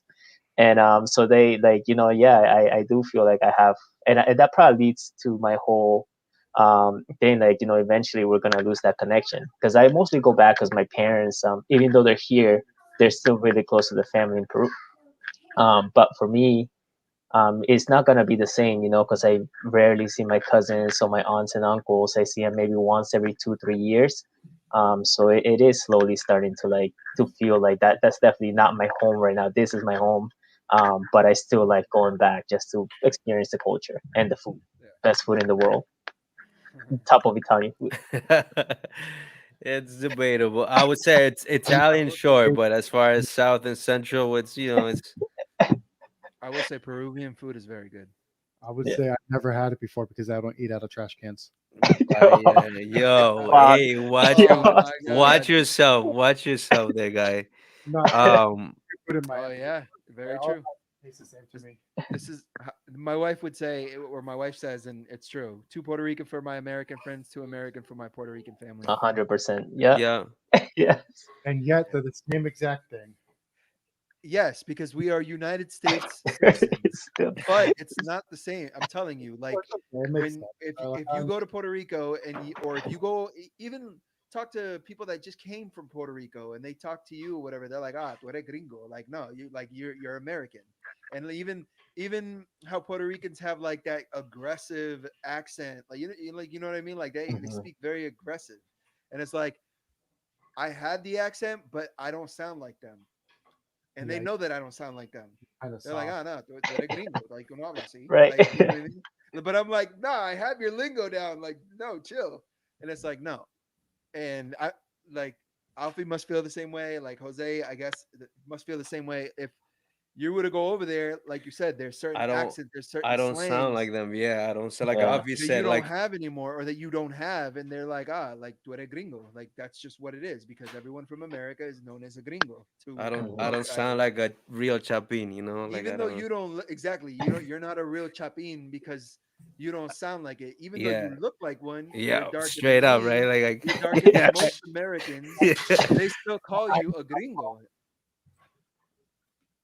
because I somebody white, Yeah, basically. I disconnected. I think for me, man, I was so young that like I was too busy trying to learn English, like Alfie said, right? I was too busy trying to adapt to this whole new world here that I Right. disconnected. Like I disconnected from my cousins, from my family, and obviously like I would check in here and there.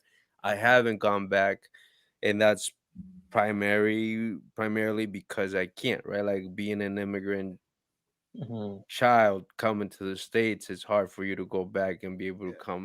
come back again to the states. um But would you like to in the next few years when you're able to? Bro, like I couldn't, I mean, and I think every person would probably say the same thing, man. Like I can't wait for the day that I'm able to go, and that hasn't changed since the day that I got here, you Yeah. know. But like Alfie said, it's different now. We're all grown up, all my cousins, all the kids, all the memories that I have growing up there, their memories. It's not the same anymore. Life is different. Like life Mhm. is happening to people over there too, and things are changing as they are changing here. Maybe at a different pace, maybe in a different way, but life is still changing. Like nothing stayed the same. Yeah. Um, And I think now that I'm older, I'm connecting with my family again, with my cousins, with everybody, um, and mostly just from a, if anything, from a maturity level, right? Understanding that like, yo, family is the first gift that we get, and that it is the most important thing in life. Therefore, it's in my best interest just to like, be able to grasp that, to like cherish that, and um that I can live with that kind of Yeah. like fulfillment, that like I'm appreciating and taking advantage of whatever life I have left here in this world, that I'm focusing on the right things. Yeah. And and obviously just catching up where everybody is. But it's been quite the journey, I would say, like getting to this point of humility, of um of healing, and just kind of like, trying to just stick to what's real and to what's not, what's, let that go, and find a way to let that go, for that matter. Yeah.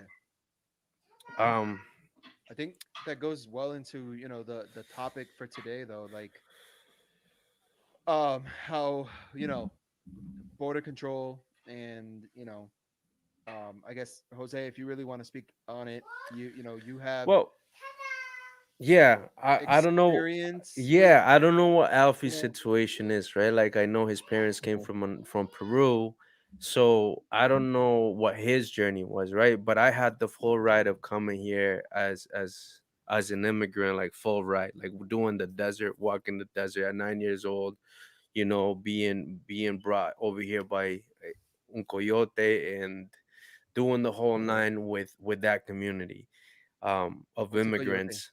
Coyote is the guide that brings you over, that takes you through the desert. That's what they call it, right? Mhm. No, I know. Uh, I'm just for the people. I know oh, what it is. right.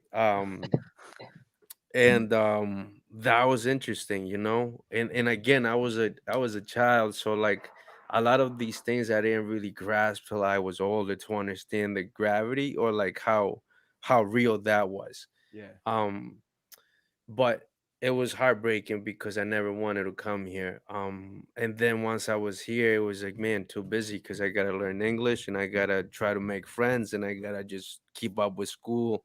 Um, and then my grandparents passed away, so I never got to see them again, right? So like, Mm.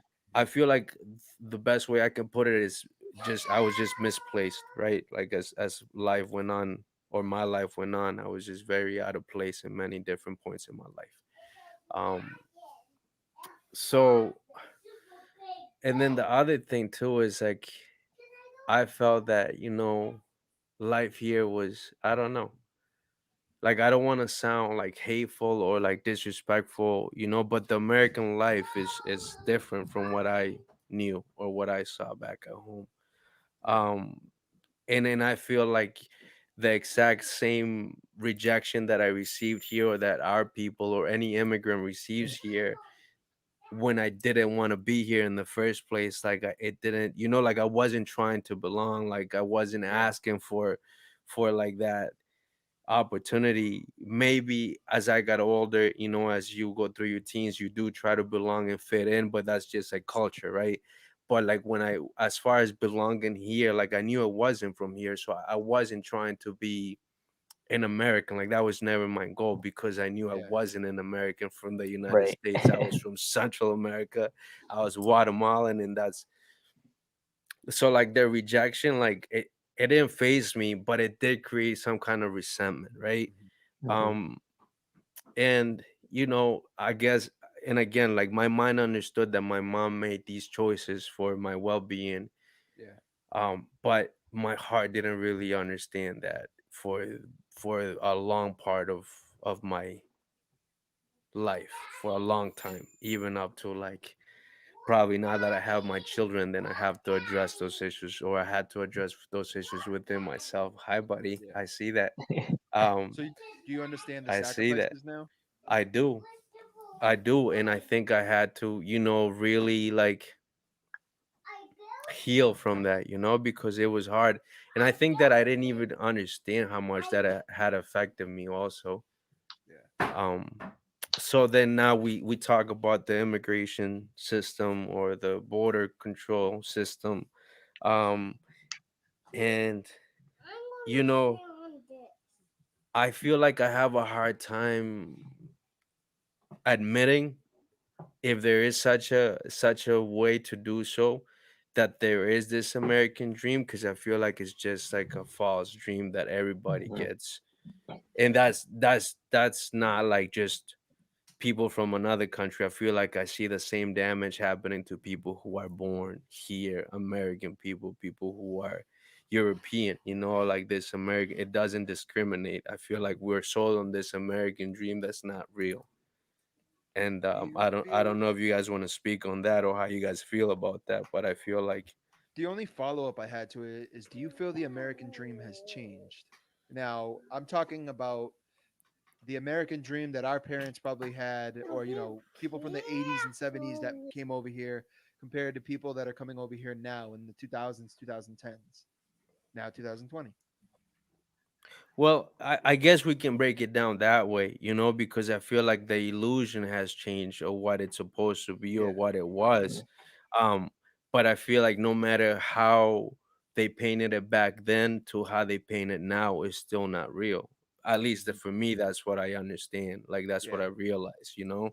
Um, Right. but again, like that might be different for every person. Like every person yeah. might have their own take or their own opinion on what that is, right?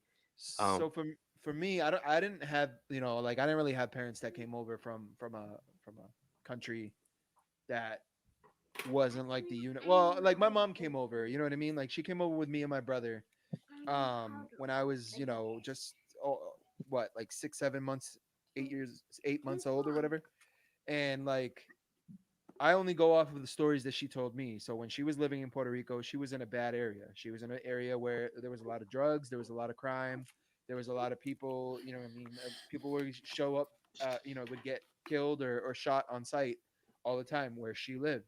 So she came over here to kind of get away from all that. So, and in a lot of Central American countries, that's really the same thing. A lot of people come over with their children because they don't want their children to grow up in, being someone that's from the streets, being someone that gets into drugs, becomes a coyote, becomes it, joins these gangs like MS-13 and things like that.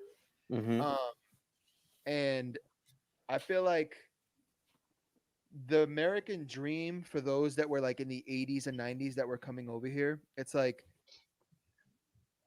depending on what you had from what country you started in, you were coming over here and you had an opportunity to kind of seize whatever you thought you could. And I feel like along with that, though, is people who came over here had an understanding of like, we're not going to be accepted because we're coming over here. Like they already knew that, or most people already knew.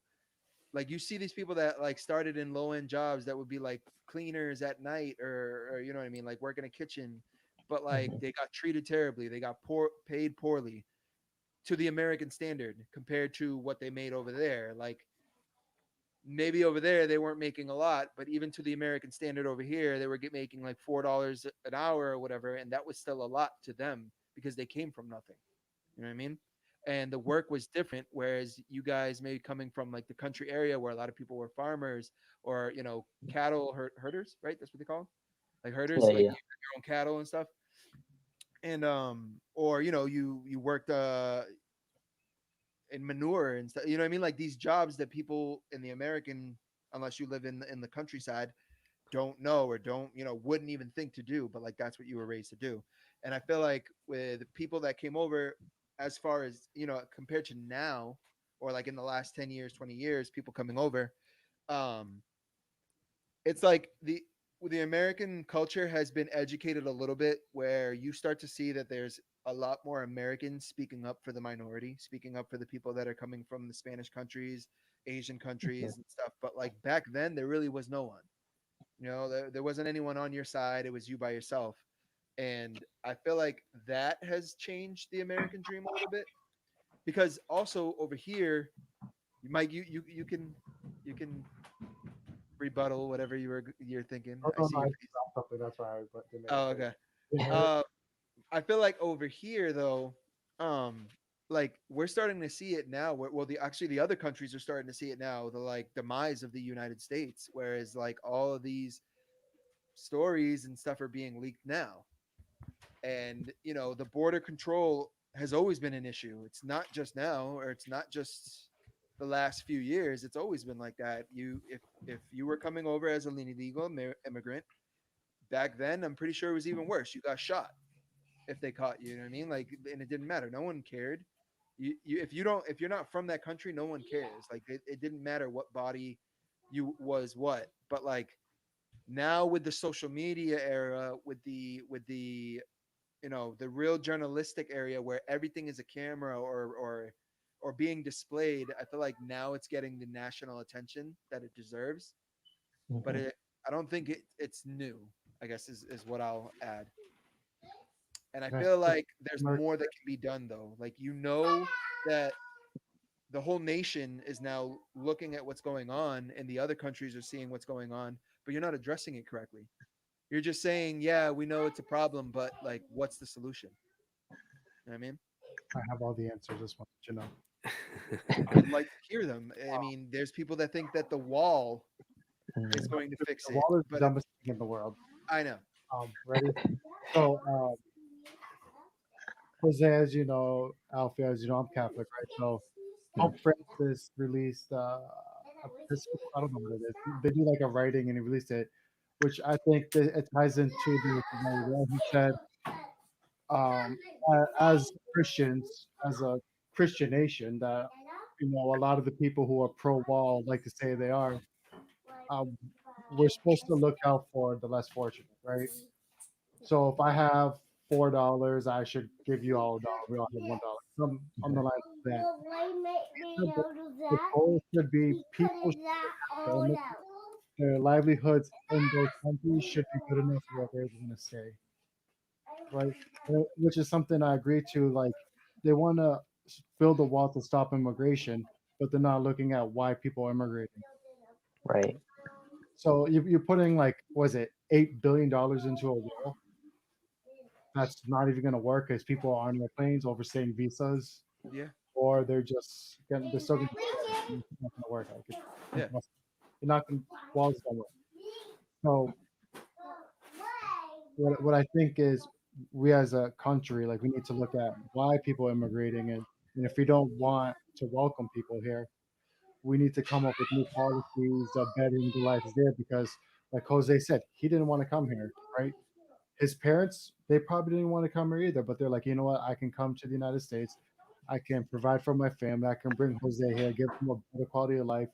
And that's kind of what the American dream was told to me through my grandmother, like what her dad said. It wasn't like you come here, you work hard, you're rich. It was more like you come here and you do well enough that the next generation will be fully ingrained into the society.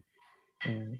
Like like Alfie, for instance, he's a scientist with pharmaceutical, right? But he's like first generation. But like, imagine what Alfie's kids are going to be, right? The same thing with Edwin. Edwin, what your mom did for compared to what you're doing. And She was just stay at home mom. my Italian great grandfather came here to build the railroads.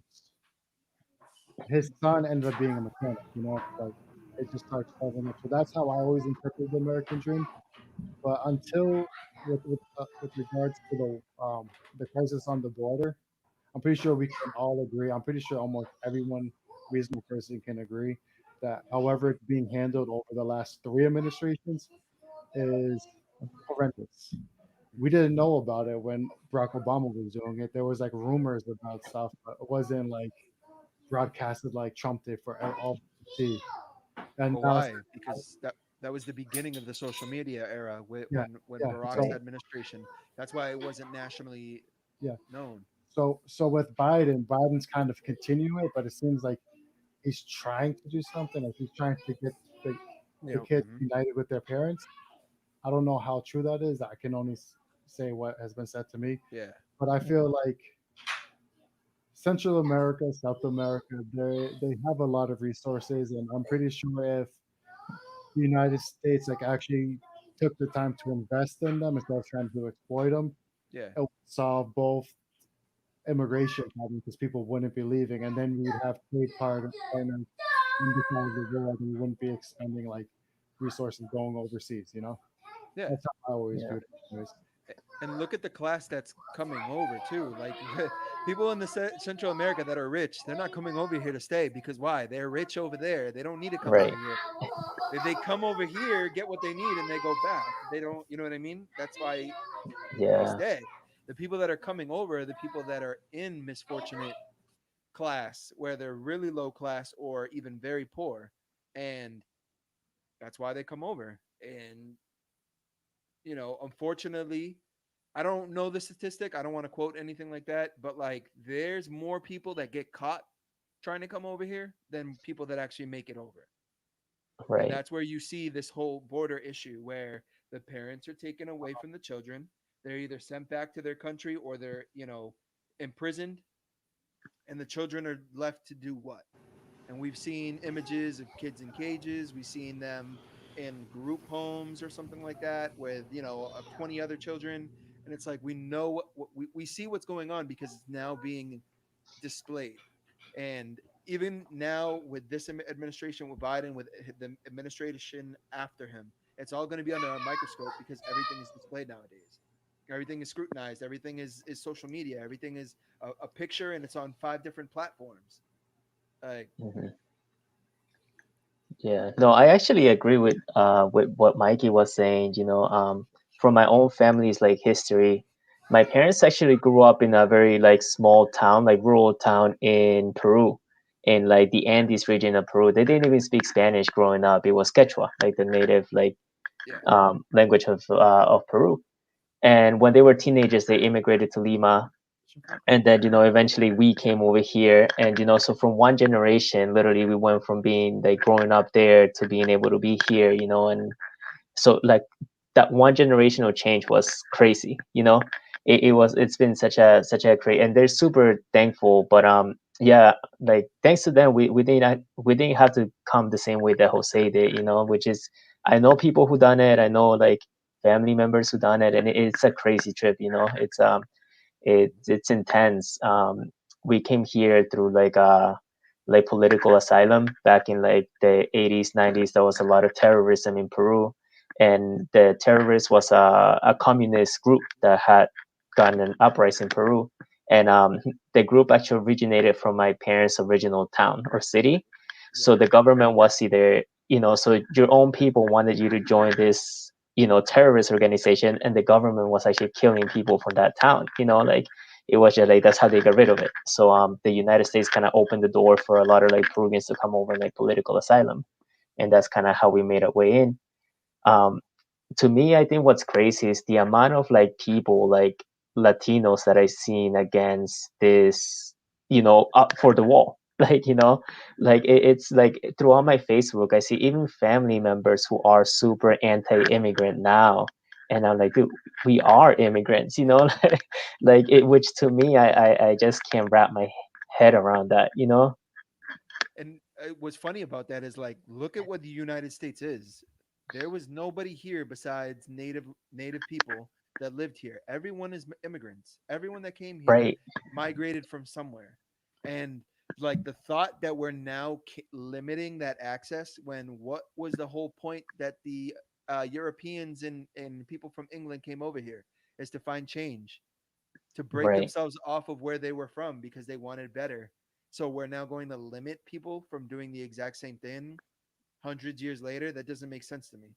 Like, and I Yes. understand, you know, there's good people, there's bad people. You don't Hmm. know who you're going to be letting in. But that's Yeah, why we also have a justice system here that will deal with that once they are in. You know what I mean? right. And you give them a chance if they come here and they commit a crime or something like that, then that's when you go back. That's when, you were given the opportunity, you seized your opportunity, and you lost it. But to not allow people to come over, or more so, like, I think the most ridiculous thing to me is visas and green cards, because it just tells you that the people with money are Right. the ones that can come. And it's like, I just said it, the people with money aren't the ones that want to come. They don't need to come. They'll come maybe because, there is opportunities for everyone here. It doesn't matter. But to publicly accept a, a card that says you can travel into the United States, or a visa because you went to school in your country and now you can come over here to get a job, and as long as you have that job you have this visa. It's like, okay, if they're over here, just allow them to become citizens, allow Right. them to be natural citizens now. You know what I Ex- mean? Like, I still know, like, you hear it on the news and say, hold on, let me bring Jose back in. You hear it on the news all the time, and I'm not quoting any resource, but you hear people that have lived in the United States for 25, 30 years as immigrants, and they get caught all of a sudden. Now they have to go back. But it's like, Right. why? You've seen they've lived here. They're now Americans. They're Exactly. not, they're sending them back to something that they don't know, because since they're immigrant, they haven't been able to travel back there. And if they Right. did, they would have had to recross and all that. Like, you know what I mean? Like, um, so now we're sending people back to a country that they have no idea of, and it's like we don't look into the history. Yeah, this person's been here. Let's allow them to be legal. Let's look at their crime record or their history. What's going on? If they're a abiding citizen, why are you sending them back? And it's Hmm. like, and that's where we have the border control issue as well, because you send those parents back, but the kids that were raised here are American, Right. so their kids don't have to go back. They can stay here, but now they go into what, foster homes, and they go into the system. And it's like that all has to be changed. And I don't have a solution for it. I mean, it'd be great to figure something out, but that all has to do with the border control as well. That all goes hand in hand. But to me, Hmm. I think the visa and the green card is the stupidest thing. The whole system It's needs to be overhauled. yeah. Yeah. You know, my mom's grandfather did the same exact thing Jose did, right? The difference is he came from Nova Scotia, right? So he walked through Nova Scotia, through New Brunswick, down through Maine, and like every like couple years he moved further and further south until eventually ended up in Berlin, Massachusetts, right? Yeah. At the time, nobody cared, right? Hmm. He you couldn't even tell that he wasn't like he didn't belong, right? He American pretty much. He got his American citizenship, but they just made him revoke his Canadian citizenship. But then he could get like dual citizenship, and it's these the system right now is definitely racist. And if you look into it, it's because of like in the early like 1920s or whatever, America had open borders. Like you just got on the boat from Europe, got processed, and if you had a sponsor, you could stay, right? Mhm. So like my wife, if she came from Colombia off the airport, she would just have to get processed through immigration. I'm her sponsor. She comes live with me, legal, right? Now we have to prove we're married. We have to prove so much things just to keep her here. And that whole process, which Edwin's saying, it seems like it's to me, it seems like it was just thrown together. Like, okay, we need to stop this, so let's make these different visas to get people going in. And being a country that was founded off immigration, at what point are you like, okay, I mean, we're kind of filling up. Do we want to keep bringing people in? Do we have enough work for everybody? You have to start thinking of those things too. Mhm. Like, do you want to bring? Do we need like pharmaceutical workers? So are we bringing those in, or Yeah. do we need IT? Are we bringing IT people in? Are there Americans that are doing that? Like, there's a whole lot of stuff that goes on behind the scenes, and I don't want to oversimplify it, but it seems like we have to get at the root problem of why people are migrating here who aren't at the like be able to get their visas, right? And if you can help solve that problem, that should at least stop away from coming. Like people might still Yeah. come with desperation, but there'd be less desperate people. So would you look at it as maybe a population control per state? I Because like look at like New York and look at Boston, where there's a lot of populated immigrants that come over to those cities and areas because that's where you can find work and all that. But it's like people that are from Central America or even from Asia, if they're farmers, why don't they go out to a state that's more farming, where there's less population? I think it's different type of farming, but um, Still, it yeah, I know what you're saying, but I personally believe that each state should be able to grant citizenship to whoever they want and have their own immigration thing.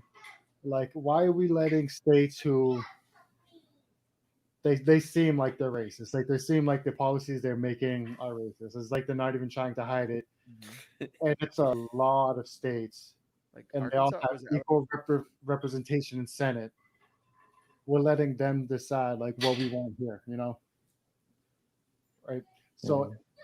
it seems like just the way the country's set up, like how our law is set up, how our government's set up, how we were even founded, how we brought people over here to populate the country. It seems like it's all this weird like spider web, and everything just needs to be completely overhauled. And we need to get to a system like, okay, this is how you apply for citizenship, and it should be even across the whole board. There should be a way for like people who are like refugees or seeking political asylum to be able to come over, because we send all this money in foreign aid anyways. So why not actually bring people over here and help them if their governments aren't helping them anyways? Because we, well, How about the people that don't need to come though? How about those people that, if they don't need to come, then why are they coming? well, that's Would it be the like the wealthier people, you mean? Or that, and also the people who have, well, because I feel like accountability on our people too, right, Alfie? And this is like, I'm speaking from a place of like, man, so not like, obviously I'm not for the wall, right? Like that's Mhm, not, because I think the issue is really just ignorance and arrogance, right? One, mhm, ignorance, lacking of knowledge, and people who just don't know any better, and people who don't want to know, right? Like racism and all that stuff, right? Mhm. But I also feel like, man, as somebody who, like, life is real everywhere, and as like you gentlemen, right? Like Michael, Edwin, and I didn't grow up with you, Alfie, right? So I can't really mhm, speak on your or our bringing together, because we didn't grow up together, right? But like, yo, our parents were like, my parents rented their whole lives, right? Like they didn't mhm, have, I would say we grew up poor, right? Like yeah. my neighborhood, right? Felton Street and the three streets in a row. And that's where we grew up, right? That was that side of town. And we grew up there, right? Um and it's humbling, right? Like it's humbling because that has allowed me to be a a kind of person that I'm proud of, right? The way I look at life, the appreciation that I have for hard work. So I can only speak for myself, right? um and I feel like, yo, life is rough here too for people, even if they're white. They don't even have to be immigrant, right? But mhm. like, yo, life is rough too, right? Like there's people who are more fortunate than others, or who, for whatever, one way or another. And that's the same thing that happens in other countries too, right? Like it's, you still have to work hard, Yeah. but like coming to America doesn't just really facilitate, or it might facilitate, but it doesn't change the fact that you still have to work hard, It's not and I given to you. so Mhm. and I feel like, yo, there's people who are not necessarily in danger, who don't really need to come. They just have this idea that coming to America, or the idea that they have of America, is is different from what it really is, and that what happens, and I think my dilemma with that is like the separation of families. Like you don't have to leave your family, or you don't have to damage your family at the expense of being able to provide a fancy car, or a fancy this, or a fancy that, Mm. right? If your situation is, by all means, like, yo, it's real, you're running away from gang violence, you're running away from something oppressive, Mhm. that's one aspect, right? And then there's another reason that you guys mentioned, and that's legitimate, right? But what about if you don't really need to come, you just want to come because, So do you mean like I don't know if I can explain myself, or I know, like, I know you what I you're know saying. guess You're like, I saying don't, like, and I feel like, to me, that's where like I want to hold people accountable, or my people for that matter, that Like, like don't come if you're comfortable where you are, kind of thing. Like, yeah, like it's not better on the other side, it's right. not greener on the other side, right? Like it's at an expense, there's a price to pay. And I Yeah. feel like sometimes when you put that on a balance or you weigh that, sacrificing your family and hurting your family and damaging your family just for a few more dollars doesn't add up to me. Well, not to play white devil's advocate. No, no, no, and I'm okay with the conversation, like that's cool. The only problem I would have with your conversation is someone could be comfortable where they live, but they live in an unstable region and they might just want the stability because the United States is pretty stable. You know, we're probably up there like one of the most stable countries. I can't see anything like coming and just completely destroying the fabric of what's going on. So maybe Okay. like someone in that situation, like they could stay whatever country they're in. They could even live good, but they're just one. The next thing, right? They're Like, just, or a little bit better. They just want a little bit better, they're which just one. Like the government is just not stable. Like how many times has the government in Guatemala changed in the last 40 years? so many, like it's not Exactly. even real. That's Like prob- it's unreal. The fact that I don't, and I yeah. don't want to sound like yo, like hopeless or like hypocritical to say like yo, I'm losing, but I feel hopeless, and I feel hopeless in any government for that matter. Like if I may be honest, I feel like the government or any government, it's they're not for the people, you know. And I feel like that comes with the nature of power, right? Like position, even if you know it I feel like it changes people, right?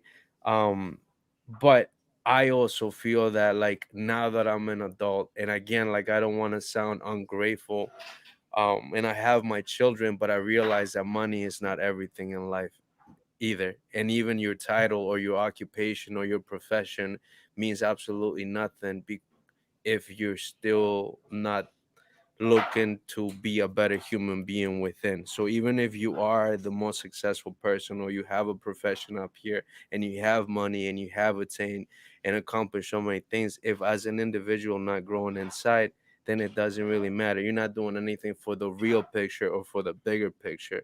Yeah. And then we end up where we are in the world now, right?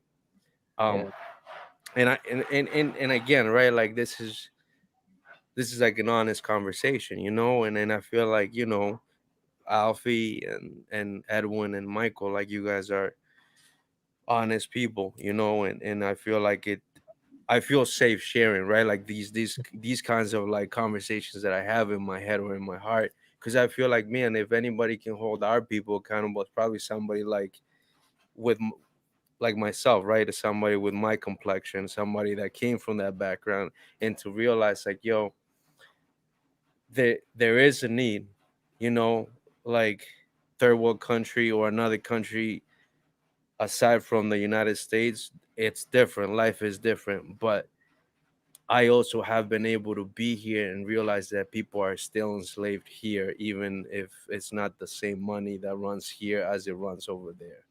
And Okay. that's where I was kind of like, I brought up the American dream. Is there such thing as an American dream or the American dream? Right? Like, yo, you know, I'm sure you guys can relate to this. You walk into work and they say, yo, how you doing, man? You know, living the dream. yeah, uh you know, it's an inside joke, but everybody knows like, yo, like you know, like what choice do we have, right? And like, you know, it's again, right, like I don't know, just conversations, you know, just real conversation. I think you know, I think America does sell itself on its culture too. I feel like, you know, through the media and everything. At least before, it was seen as a very pretty safe place, you know. Hmm. And because the way I'm thinking about it, you know, everything you said is like, I can probably go back to Peru and live comfortably, but would I be happy there, you know, with the Hmm. culture, knowing like, dude, everybody I know there gets mugged at least, you know, once a month. Like, no matter how comfortable you are, like if you are out at a restaurant, like, you know, like chances of you getting your cell phone taken are pretty high, you know. So I feel like from that aspect, like the culture does attract people. One thing I did notice the last time that I went to Peru, which was in probably 2018, a lot of people had began asking me about like shootings. It seemed like the United States was having like, mass shootings every other week, and this was pre-pandemic. It kind of chilled out after a little bit.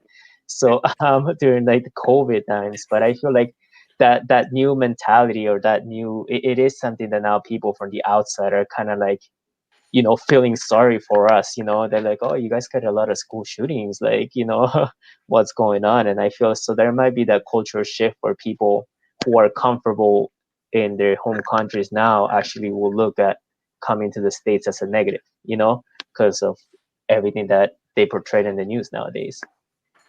And not to change the conversation, but all those school shootings are not from Hispanic, Black, Italian, Yeah. nothing like that. It's always from an Americanized child. Yeah. Virginia Tech, Yeah, but look, Asian. the way I'll put it, if we, and even if we go, because look, I feel like the way I see it, man, I love, it has to be love and grace to every, like, it doesn't matter what color, what your background is. What I've understood is that, like, yo, life will happen to everybody, and depending on what the cards that you were handed, that's basically what dictated your pain, your struggle, your brokenness, right? Yeah.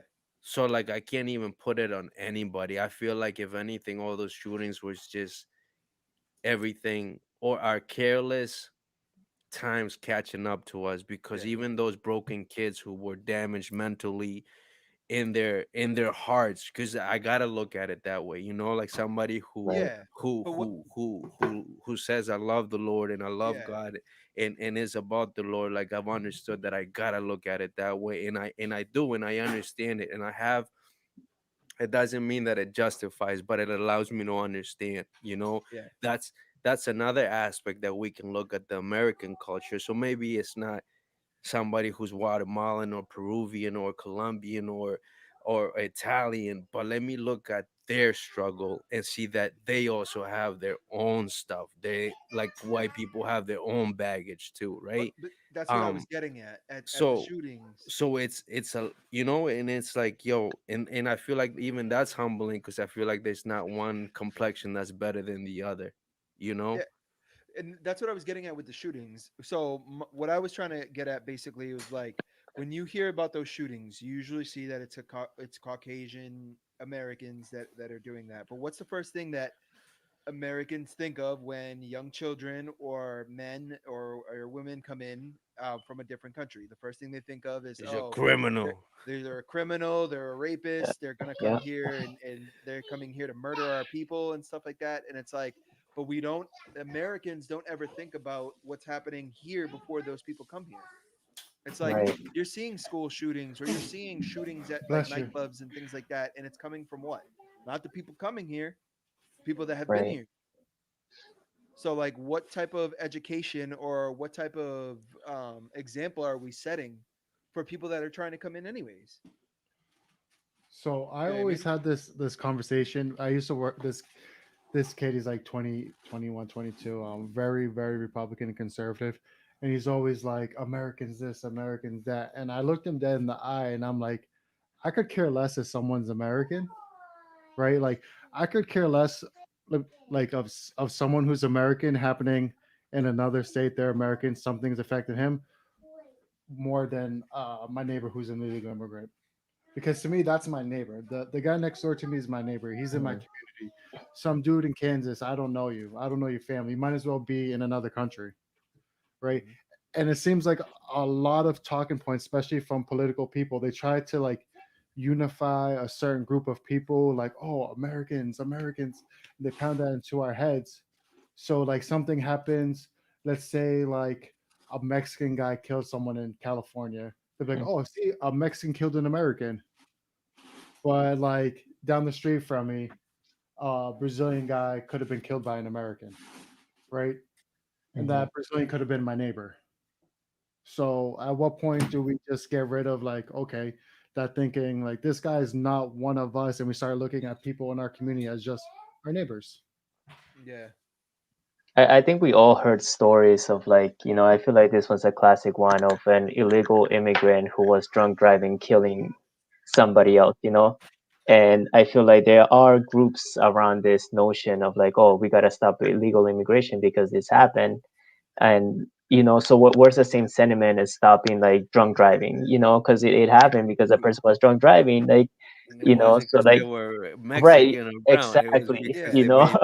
so that to me is Instead so it's of been like a the instead of the reason why the crime is happening, they look at the complexion or the skin color or the right. ethnicity, and they're like, oh, see, another Hispanic trying to rob a corner store, and it's like, okay, Right. but what if that Yeah. person is really American, is Right. Hispanic by complexion and stuff, but they are American? Oh, They're not that's a going to that's a say an good point. American robbing a jewelry store. They're going to say, oh, you look brown or whatever. A Hispanic robbed a corner store, and he Little might not know Richie, Spanish at all.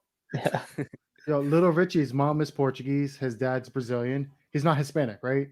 Yeah, Mhm. I looked Yeah. at one of his police reports. Hispanic, Really. right? He's not, so technically he's American. He was born here, right? yeah, He's American. His mom is Portuguese, and she's from the mainland, so she's not even Azorian. Like how Azorians are kind of like darker, like the Puerto Ricans of Portugal. Azores. Darker Yes, complexion. They look more Arab. They don't look like Europeans. Is what I'm saying. They look yeah. more mixed. Um, his dad, I don't really know what his dad looked like. His dad unfortunately passed away before I got to meet him. But from pictures, still kind of paler complexion. Richie's kind of tan, but he's not Hispanic. If anything, he's Latino, but he's barely that because he's only half. Yeah, Right. but It that's would be more like if to. Edwin's brother did something, they're like, oh, yep, Brazilian did it. But that's more to police labeling.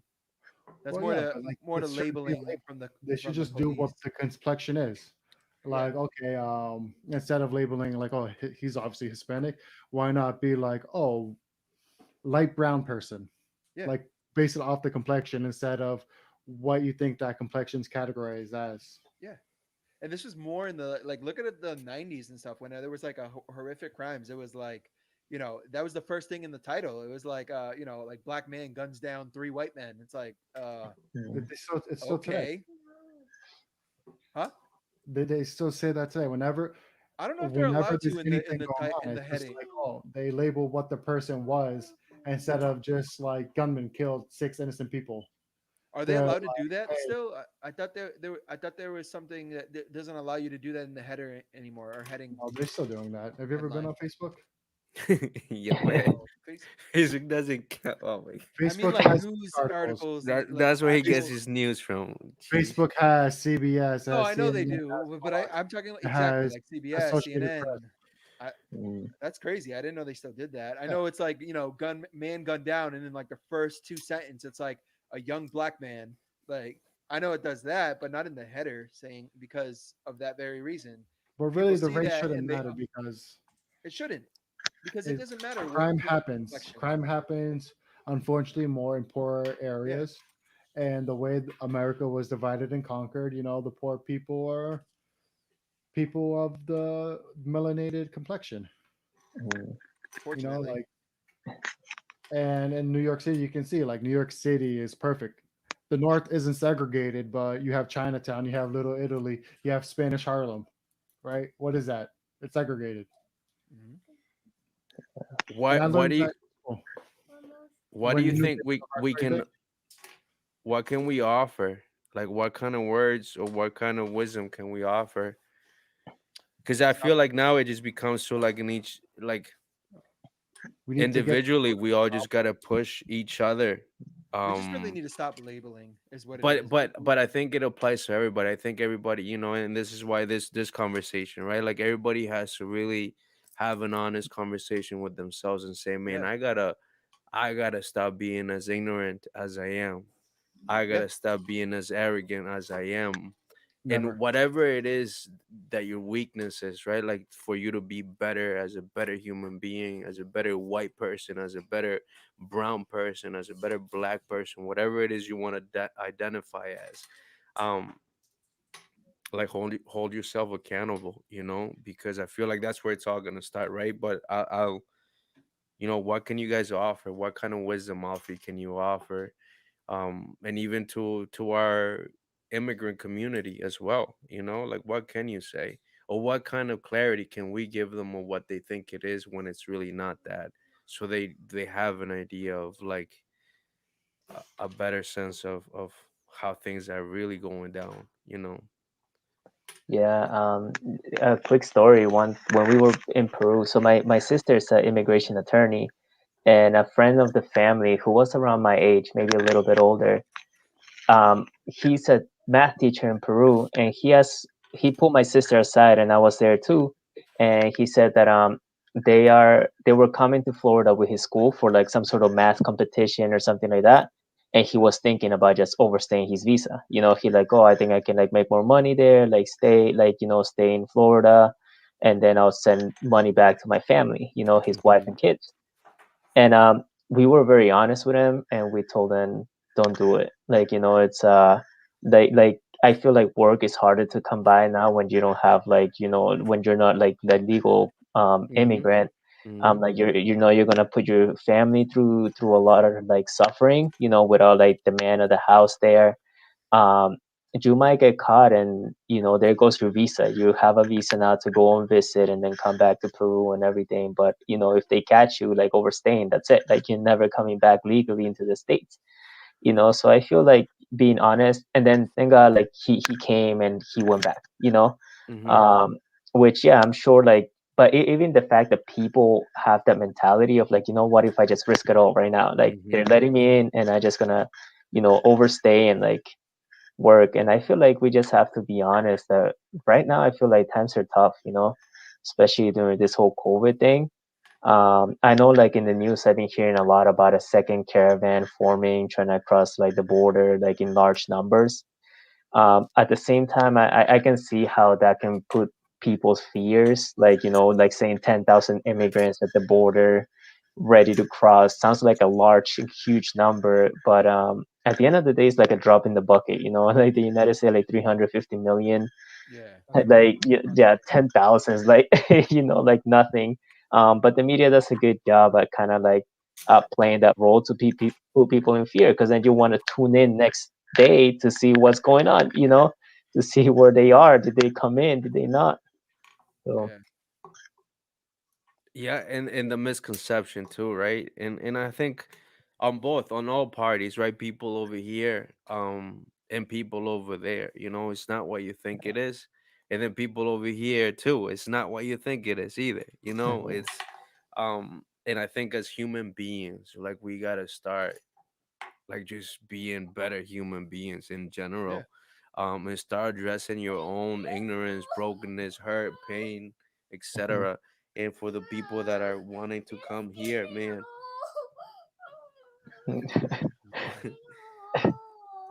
I think people just need to really educate themselves and like really know your laws and know your rights right. as a American citizen, regardless, as Jose was pointing out in the beginning, whether you're black, white, brown, indigenous, whatever, you really need to understand your rights and your laws, because every American citizen has the exact same laws and rights. Don't ever let Mhm. them tell you that you do not.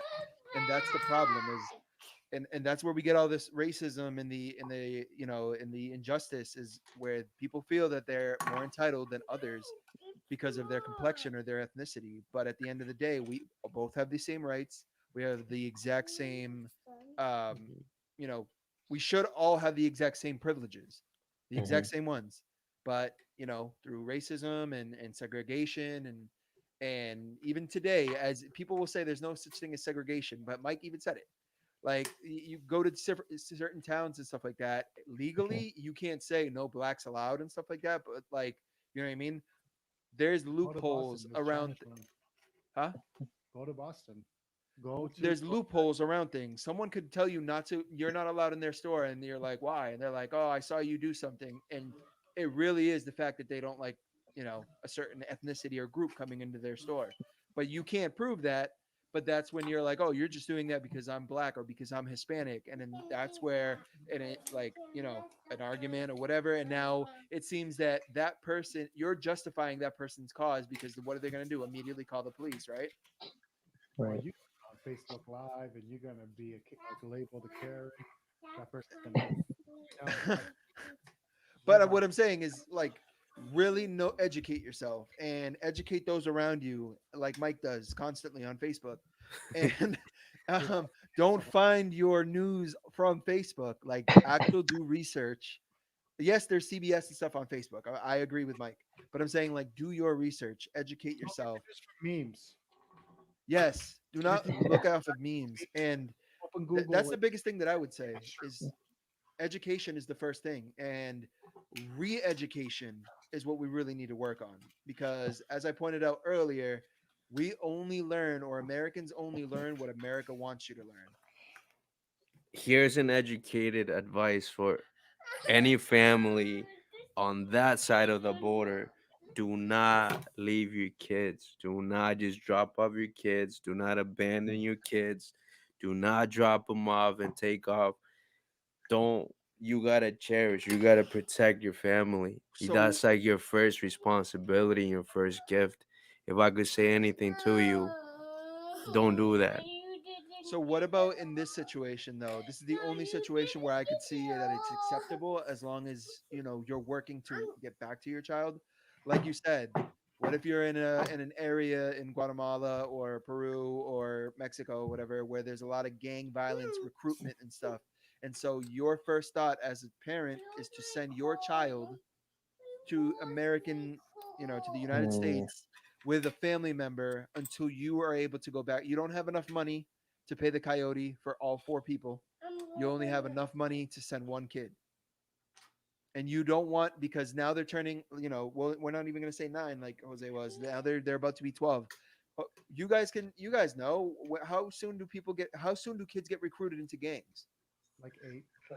oh yeah, the As soon midnight as you're able to crawlers, freaking like run. what was 12, as, as right? soon as you're able to run, and as soon as you're able to pickpocket people and steal, like To it's break the window and steal our TV. I mean, not a TV, radio. so that's the only way what I would say, I guess it's acceptable. But like you said, Jose, it's like the children don't understand why they're being sent away or why the family is being broken up, but maybe that's their only way of really saying you can still survive.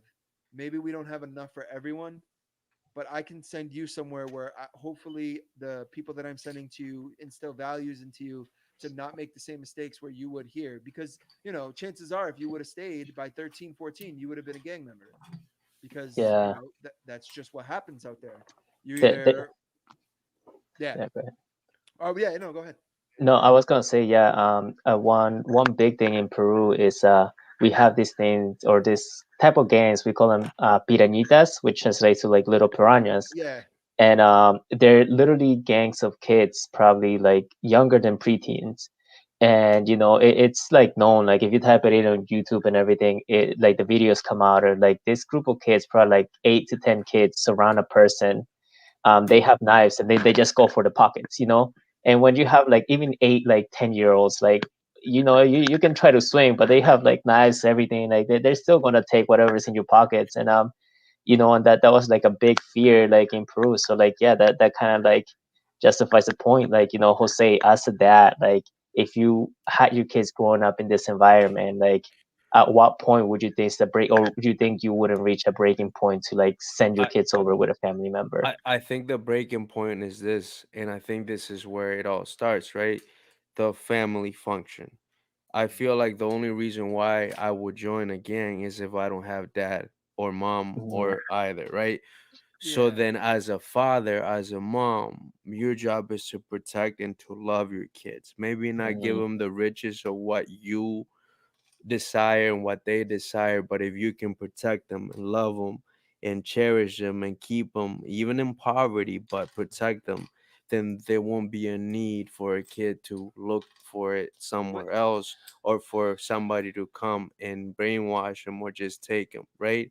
here's If the but thing. listen, but listen, if as a family member I have to ride or die and go out with my family, protecting my family, I would rather do that than to send my kid and push him off Mhm. without knowing that there is an actual chance, Yeah. right? Because like what you're offering also is just the unknown, and the unknown is not, there's nothing there. Like you've Yeah. seen the cages, you guys have seen, like it's not real. Yeah. What they're offering is not real. Like Mhm. there's nothing here, there's nothing there at the border, right? And that sounds harsh and hypocritical for somebody like myself who's on this side, right? Yeah. But what I'm saying to you is that like your child will probably know that he is loved if you stay till the last day that you can possibly stay protecting him. And if you go Yeah. out as a collective, as a family, then you do that, right? But the moment you step out or you send him off, then that's where you broke the whole. Yeah. Do you know what I'm No, saying? no, I Like, completely and understand. I feel like that's how gangs operate, right? Like Yeah. they operate on broken kids, hit kids who are looking to belong and to be loved, to be part of something, right? Yeah. And unfortunately, gangs don't have the positive, right? Like they don't have that positive, that real love to offer. Again, that's hypocritical for me or for somebody who's in position to be well off. I have my children, I have life, Mm. I have, I'm not rich, but I have what I need. And but I, as an adult now, and now that I have my children, and that I look at life, I realize it's not necessarily what I have that's external that I can give them, but it's what I have inside that I Yeah. can give them, right? That's the best way that I can equip them for life, is for them to know love, for them to know mom and dad, for us to be together and do whatever it takes for us to heal Mhm. so we can make it as a team. And that's him Yeah. saying like, yo, it's bedtime, It is. No, right? I But hear that you. would that would that would be my, like my honest opinion, and that's my heart, right? Because like me sending my kid off, that's like me giving up, really. That's Yeah. that's how I'm gonna take it. Or like if I could offer my real input on that, that's me just taking a chance at nothing. Yeah. I mean, Right. if you look at and it, and then how put do it I like live with that? How do I live with that? And how does my child live with that, knowing that all he wanted, all he needed was my love and protection, not money, not anything else, maybe a meal day to day, meal by meal, but not the other stuff, right? As a child, you don't, but do you you know think people do? But don't you think people outweigh the odds though? And that's what I'm saying. Like people gotta live with that. That's too. I can't make people understand that, and I can't decide for people. But Yeah. what I'm saying to you is, if I put that on a scale and I weigh those options out, I'd rather protect them and go the whole ride and not Mm. just leave it up to chance. Cause then I gotta live with that, and I feel Yeah. like that's a pain in the soul that's harder to overcome, if you ever Mm. overcome. Like that's forgiveness for the rest of my life, right? But that's just me. Like that's my experience. Yeah. I understand. I understand both sides. Like I get Right. what you're coming from, but I understand also where if someone out, if they count each odd, which I mean, to leave your child in the hands of someone who, because you guys know, you understand how it is, as it is as well. Yeah, you hand them off to someone. They don't care if they make it or don't. They already got paid. Right. Mm. They really don't care. If your child's being a whiner, saying, "Oh, I don't want to walk," it's like, okay, you stay here then. We're not waiting for you. We got a mission to do. And that's where a lot of kids go missing. A lot of kids either die on the trip. Um, Oh, God knows what's happening to all these kids who are disappearing at the border, right? Like, exactly, where are these Right. kids going? What's happening? You know? exactly. And like you said, it's a risk of it is a chance. It's a risk. And I'll And say this, what bro. percentage of that No, risk is rewarding for most people? nobody can protect and care for your kid more than you can. I'll say Exactly, that. Mhm. exactly. There's nobody in the world. But the one thing I was trying to tell you is, what if you give your child all of that? What if your child has all the love and everything, but like, you know how kids are when they're with. What if their best friend is hanging out with the wrong crowd, but that's their best friend, and so now to look cool or to be cool, they're now hanging with the wrong crowd, but they have all the love and support from mom and dad. They just don't know what they're doing, or they don't see the direction that they're heading to. Because it happens here too. Yeah, but I can live with the peace in my heart and my mind that it wasn't because of me, or it wasn't because I fell short. Yeah. You know what I'm saying? Like, Yeah. No, I hear you. obviously that will be my child for the rest of my life, right? But I know that it wasn't because I gave up along the way. Yeah, I think definitely Jose's mentality is coming from a father perspective, because I think, yeah, like it's harder for him to picture himself leaving his kids behind than it is for us because we don't have kids, Yeah. to Yeah. me. Like, yeah, so I feel like being in that position, I can 100% agree with Yo, like Jose. and if anything, I teach him how to use the toolie and be like, yo, when you're a man, you gotta pull the trigger, then you know what's up, boy. You know what I mean? No. Yeah, No. I have a No. scenario for you, Jose. Right? You you're in Guatemala, right? You Mhm, and your wife, your three kids. Can't hear Your you very sister and well. your dad live in Massachusetts with your mom. mhm. Whatever. There's a gang down this in your neighborhood or in your area. Mike, you sound And blocked. do I sound blocked? Oh, let me mess around with this. That's better, I think. Just gotta get closer. Okay. Yeah. Um. Better. So you live in Guatemala with your wife and your three kids. Your sister, your dad, your mom. They're in the United States. Mhm, Um.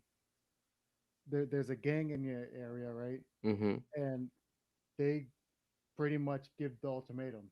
They're like, "Hey, you can either be a part of this or you cannot," you know. And that happens all the that happens in like the United States, California. Like people in neighborhoods are like, "Yo, you're part of this, even if you don't want to be. And if you say no, then we'll just deal with you." So what would you do in that situation? Like you can risk just your whole family pretty much having a target on your back in Guatemala, or Mhm. you could just try to send your kids up to your sister and your mom Right. and your dad. But you see, you gave me a way out, though. You're talking about my sister. You're talking about But my that's family. some of them, What what I'm they're saying, saying then is but is what, you want to but what separate I look, of but that what's stuff. happening though is not that. That's not the case for, and I'm not trying like happening at the border is not that, right? It's not that. These kids, what they're offering is like false hope. There's not that. Mm. They come, they get to the border and they separate. They take all these kids. Where are these kids going? Adults can't come in, right?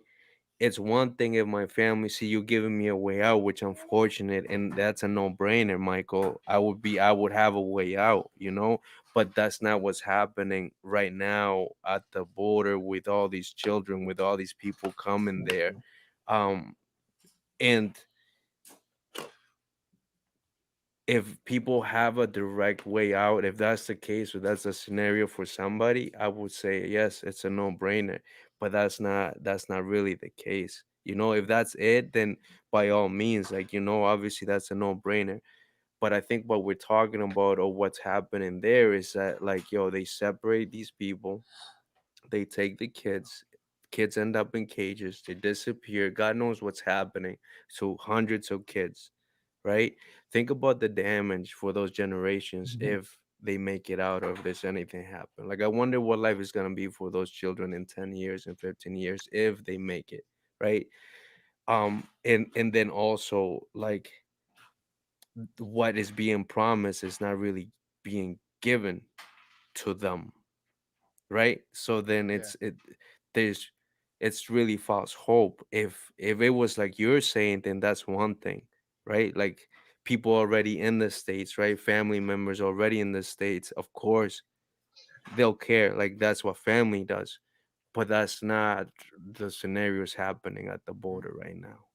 Yeah. And I think that's more or less my what I'm trying to educate, or what I'm trying to clarify, that it's not what you think it is. Yeah. Yeah. I actually agree with that, because I feel like coming here with my entire family was hard enough as it was. Mm-hmm. Then having to do it alone without my parents here at 9, because I also came to the States when I was 9 years old. It's unimaginable, Yeah. I feel like I would have never adapted as well as I did, and I'd be like bitter to this day. Yeah, Yeah. and I think for me that's what it was, and I think it's in my best interest for me to address my heart because I have children now, and I realize that the Yeah. only way I can fully give the best of me is if I get better myself. And that's like layer by layer by layer. Yeah. But it Mhm. all starts when you're a child. It all starts when you're a kid. So think about everything that happens to you, the trajectory of your childhood. That is what dictates how you become as an adult. That's why we are where we are in the world that we live in. There are broken people. And then we're broken people raising kids who we end up breaking. And it's a cycle that's been happening for years and years. It's nothing new. Um, and glory to God for this conversations, for these kinds of topics, for these kinds of like hearts that are willing to talk about things like these, right? And that's Yeah. just like one line in the bigger book, right? Like there's so many other things that we can talk about, but I think that's what it all comes down to, is um it all starts when we're young. So whatever it is, whatever cards you got handed, that's what dictates, and at some point you make a choice whether you want to get better or you want to stay there. Some people don't know that you can get better, Mhm. and what if you Yeah. don't have a support system to get better, right? And that's why we are where we are right now, as we speak, sitting down talking about these things, because I feel like, yo, if we're gonna start anywhere, then let's just start talking about it. Yes, sir. And I think that's a lot of information for today. I mean, Big facts. Yeah. um, yeah, you know, like I said, I can't. Me and Michael and I can't really relate Yeah, to it. we can't. We're Putting at in the that same, work now, still. Yeah. but Then I'm a at the JV same Wildcat time, from Nova Scotia. that didn't stop me from being friends with, Jose or I met Alfie. I don't even remember how I really met Alfie. I think it was in school, but it was I like feel like part of because being in you a hung out, small town is like I knew you yeah, without really knowing you. because Like you hung out with the soccer players, and I you're hung right. out with some other soccer players, even though I didn't play soccer. But it was kind Right. of that's kind of how it was, and that's how you meet everybody. But like, Yo, you Alfie used know, to be the ill break dancer. Come on, what you like know about Come on, like that? man. B-boy the way Alfie. I met Alfie. He was playing soccer one day, and I just stepped on the field. pitch, and I was like, "Hey, can I get it in?" And he's like, "Yeah, sure." And then I showed him how soccer's really played, and Yeah, pushing and Good shoving. stuff. no, I Oh just my showed him. god. I was like, "Listen, my ancestral homeland just won the World Cup. I can teach you a few things. I know Oh it's my nice, god. but Hey, like, Listen, they haven't won enough since.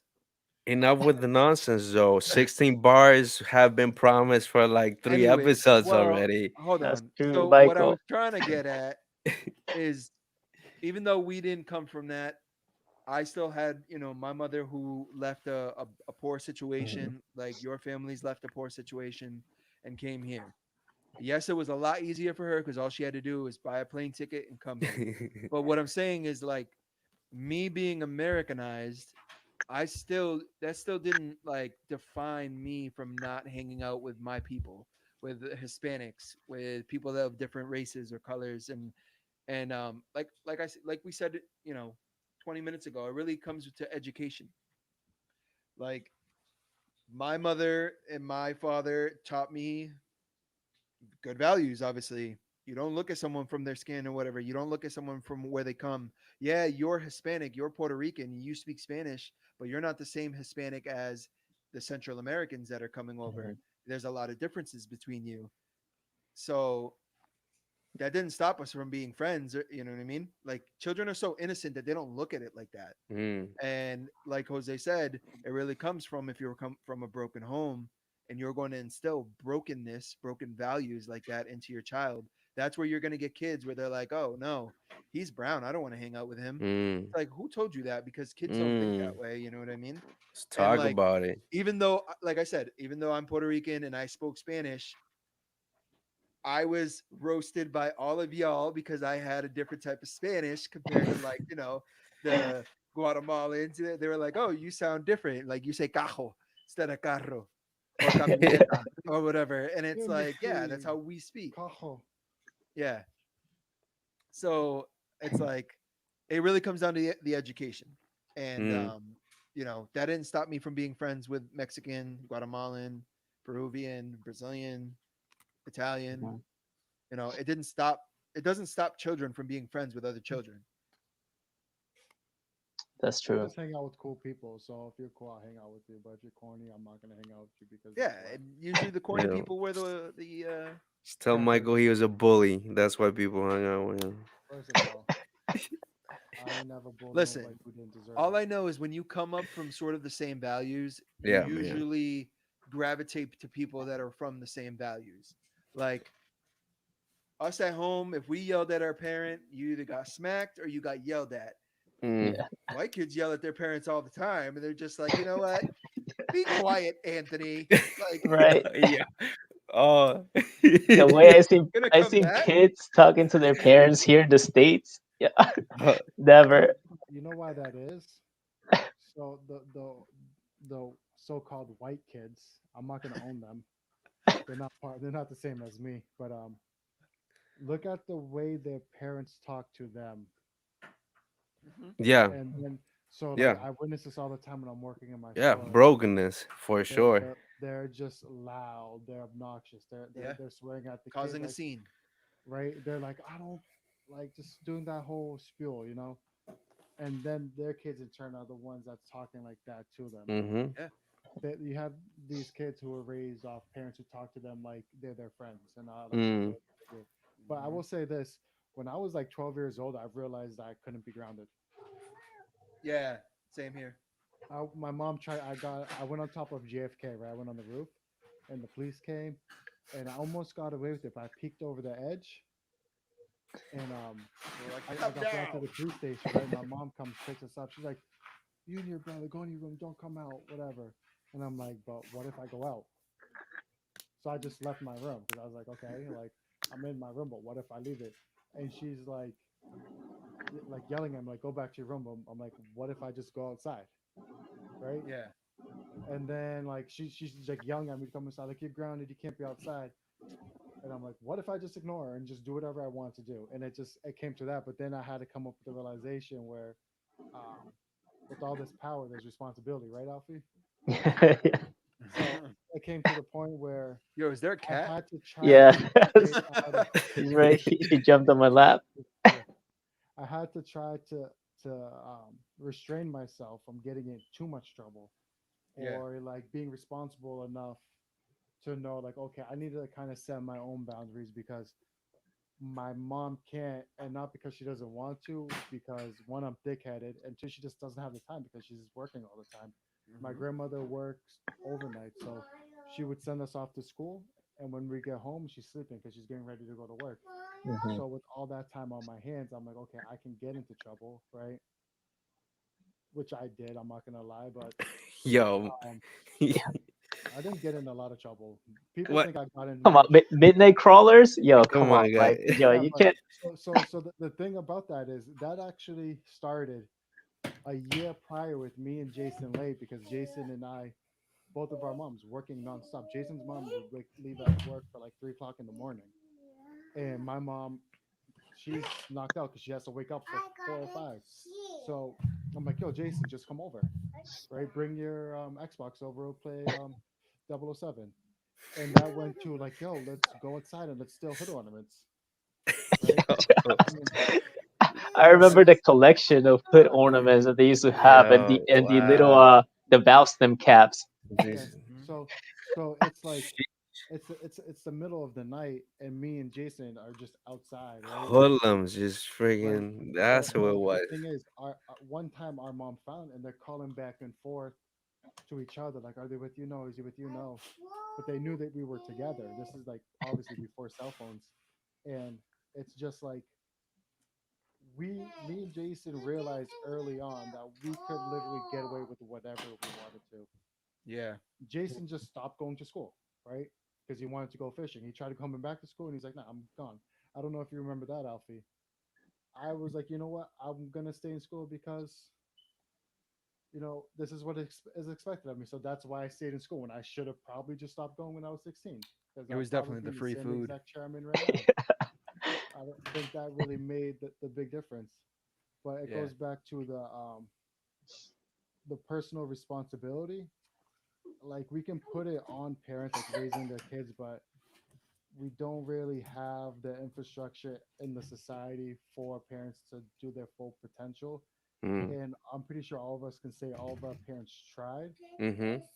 and we just need to realize from their mistakes and just Oh. keep leveling up, keep climbing the ladder instead of staying at the same spot where we're the same as our parents, Yeah. right? Our parents don't want us to be the same as them. Our parents want us to be better. Right. Yeah, and Yeah. I think there's, there as a kid, you either think the same way as your parent is thinking for you, or you don't. Like me, that was the number one thing I always said when I was a kid. I like as soon as I was 15 years old, I was like, I want money. Why do I want money? Because I want to be able to buy my own things. So that's when I Yep. started. That's exactly why I got a job. Oh, and they sold Looking it back to at it, Yeah. well, yeah, Yeah. I mean, like legally Yeah, being able yeah. to like get a job. Yeah, you raked people's lawns and stuff like that. Like we did Yeah. that. Some But people like were smart. They sold like a what I $20 mean is one, they like sold it for 50. as soon as I was able to legally work at like a McDonald's or at like a shoe store or something like that, like I asked my parents and they were like, "Yeah, sure. I mean, I guess." So I went and did everything that I could to be able to get my money to be able to, do what I needed to. Looking back on it, I always say I don't want to make my children work, like have to work, like force them to work until they're like 18, 19 years old. Mhm. They shouldn't Now, have to doing work. chores around the house, or you know what I mean, or like doing side jobs like that, maybe doing like a like raking someone's lawn, like how I did when I was really young. Yeah, I'm all for it, but I feel like I missed out on doing a lot of things that I wanted to. Like me and Mike when we were younger, like I was one of the first people with a car and stuff like that. And to maintain that car, I had to work. It's a But I cycle, always you know. I wanted to do sports. I wanted to get more into Yeah. sports. I wanted to play more football into like JV and senior, which I never got to do. And I wanted to try out for the basketball team, but what? Work was stopping me, and I was like, I can play basketball in my free time. But like, you know what I mean? That's where you're limiting your potential and stuff. So that's why I always say I want my children to experience like high school or like being a kid fully and not having to worry about working. But I don't blame my parents for that. They gave me what I needed to. I had food every day. I had new shoes every few months or whatever, like or twice a year, however it was, and like we did fine. But that was just me, a sense of pride. When I was 15 years old, I was like, I want money. So I'm gonna go get a job. And I was like, "Oh, do I have to give you any money? No, it's your money. It's your job. Okay, cool. So the $80 or $50 that I made at the end of the week, that was my money. Dude, I remember, yeah, being 15, working, and like it seemed like, yeah, the $100 at the end of the week was a lot of money. All I had to pay for was my cell phone. It was the first cell phone I got, and then like, yeah, gas for a car eventually that I was able to get. But yeah, I do remember, like, after I got my first job, I'd be buying all these kind of shoes, Air The Forces with the the matching, run like, stuff. Yeah, yeah. Yes, yeah, with sir. the matching jerseys, With and the like, matching. yeah, dude, but I remember you guys a couple episodes ago talking about like Joey and Phil Pernesti's closet, dude. These dudes had like jerseys, like the entire closet was full of like soccer jerseys, and I was amazed, Yeah, because I don't think I ever actually owned an official soccer jersey, same. Yeah, yeah. Yeah, and you Yeah, didn't get For it Some unless people real. you have you bought just it like a right, rubber for. jersey and they just don't know which one it is, and you could keep it. yeah, yeah, Yeah, but you didn't get it unless you bought it with your money, or right, it was like a birthday present that like your parents and like your great yeah, grandparents pitched together and bought you this. You know what I mean? right, Like yeah, that's how it dude, was for me. Like I remember when I was younger, like obviously PlayStation was the thing. So like when it was my birthday, I got like the game that I wanted, but it yeah, was like they had to save up, or my father had to save up a few weeks, of pay or whatever to put it on the side and buy the game. You know what I mean? yeah, But like as kids, we don't understand that. As adults, we understand it now. But right. Bro, I yeah, don't think I ever owned any system. You know what I did own? A Nintendo yeah, you did 64 because back we in played the at your day. house. Yo. You had a DVD. Yeah, you take DVDs. You had a Yo. system because I used to come over DVDs your and house and play Chinese food. games. No, no, no, no. I don't even think that was mine.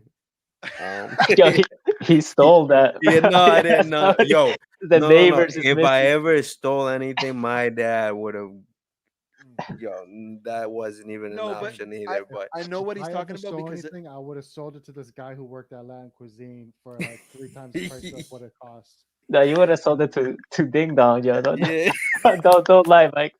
yo, Hey, so, Ding Dong worked at Latin Cuisine? shout out to what's his actual name, Alfie? I Gerardo, forgot. yo, so Gerardo. boy, Ding Shout Dong, out yeah. to shout out to Gerardo, bro.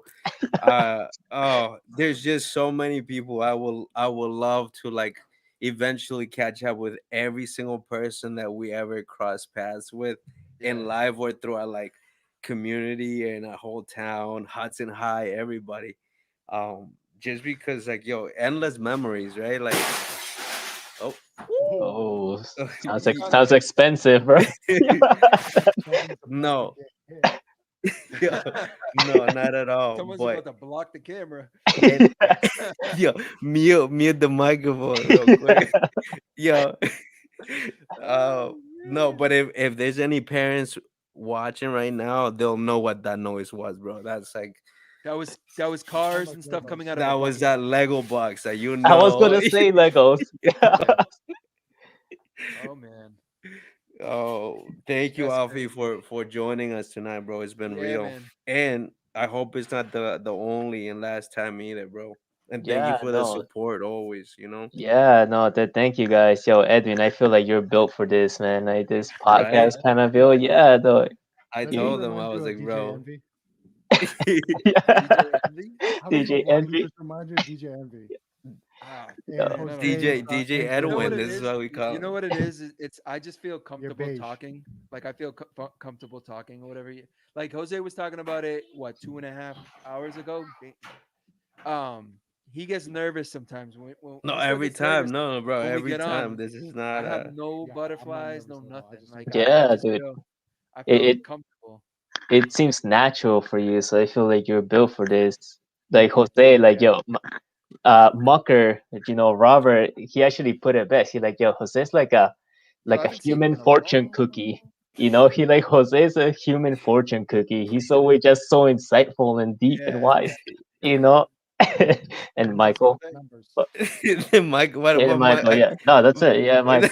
All right, yeah, but, Watch. yeah. I'm gonna hire a marketing team.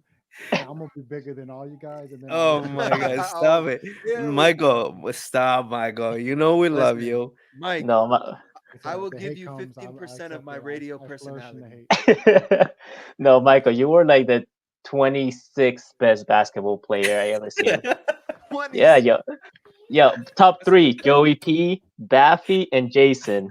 Yo, like the '08 Celtics right there. Wait, You know Jason Hands what's Late? up. funny is I was Yeah. with Baffy and Yo, Bednar, you and know I what it told is? him that.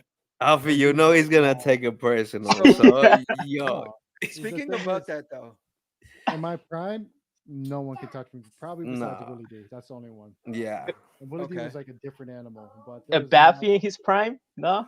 no, no, well, I didn't alright, even play basketball, but on. I think his prime came way after. Like I Time didn't out, even though. know him like that. So Baffy's prime Baffy was really, really good. Like really, really good. But he's not me. You know what I'm saying? Like, So time so, out like- though. So like prime Baffy, like he's really good. He has really good fundamentals, but he's not me. You know what I'm saying? I Baffy. It also wasn't too fair that Mike's like 6'3" and Baffy's what 6'5". That don't matter. It does matter a little bit when you're 5'10", 5'11". It really does. You? No, Who's No, you're talking? not 6'3". Yo, Mike, how tall are you? Like 6'1", maybe 6'2". he's 6'1" now because he hunches. But when he was younger and thinner, he was like 6'2", 6'3". Oh, the tallest I ever was 7 feet, but then I shrunk a little bit to be normal. And Baffy's what 6'4". He's definitely like 6'3", 6'4". Baffy got laughed at by a bouncer because his ID says 6'5", and I have my license in my hand. The bouncer looks at it like this. He's like 6'5". He's like, I know you can choose your own height on this, but you're not 6'5". You're maybe 6'3", like not 6'5". Yeah, that's my boy, man. Man, Joey P, Baffy. But- Alfie, do you still talk to them? You gotta tell them I want to have Joey P, Michael's trying to have Joey P. I talked to Marker. Marker said he's scared of the mic and the Oh, camera. come on. Yo, Bro, that's what Come on. everybody says the same thing. That's the But consensus. Everybody listen, says. once we start talking, like Alfie, once we started talking though, did it really feel that? yeah, no, it flows natural, you know, it just Yeah. comes out. Once Yeah. you really He's got to like, look at it as a bunch of guys having a conversation. That's all it he's like, yeah, it was all natural except for the first 2 hours. is. Yeah. Well, that's just because we have Mr. Insightful over here who wants to, Yeah, dude, to the dive into the human deep fortune cookie. conversation. So, but the one thing I will say this, dude, Jason is my boy and everything. But tell me, I don't know why. I always felt when we played ball or when he was on the basketball court, he was that one kid that played ball and he was good that shouldn't have been good. Like So his shot, the way that Jason, he played was just like, you shouldn't be good.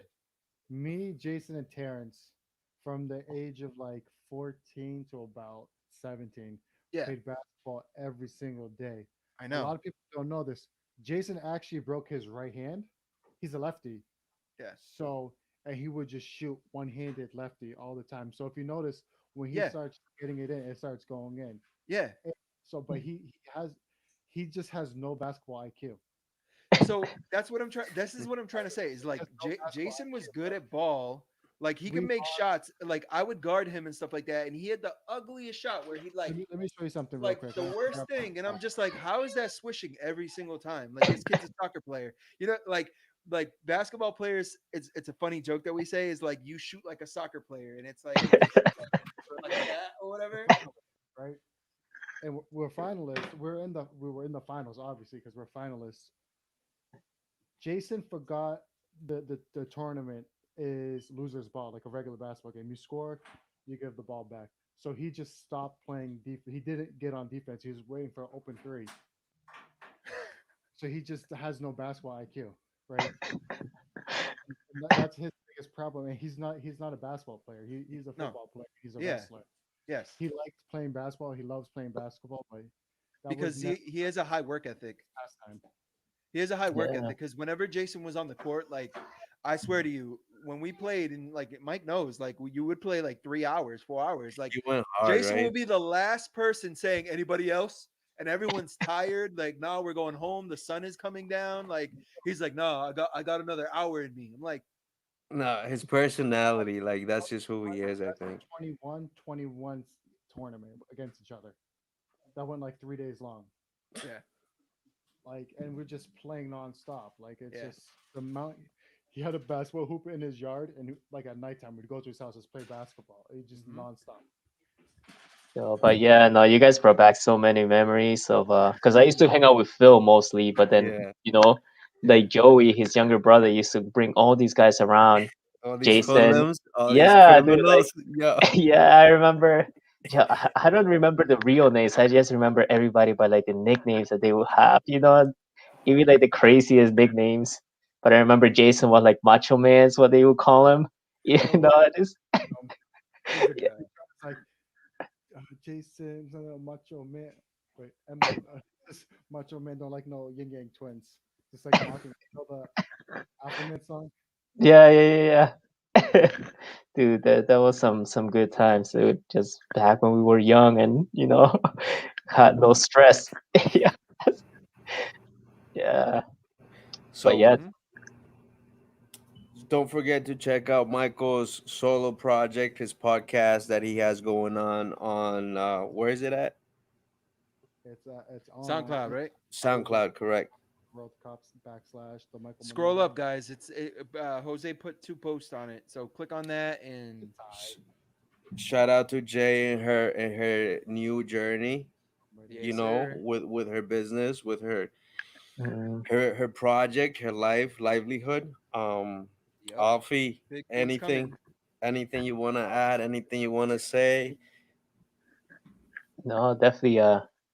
Thank you guys for having me. Like, that this was a lot of fun. Like, bro, I've been watching you guys. It brings it back. And it's funny to finally be able to roast Michael back. Because every time I log in, I'm like, I have to put it in the chat, so it takes a while. Yeah. Yeah.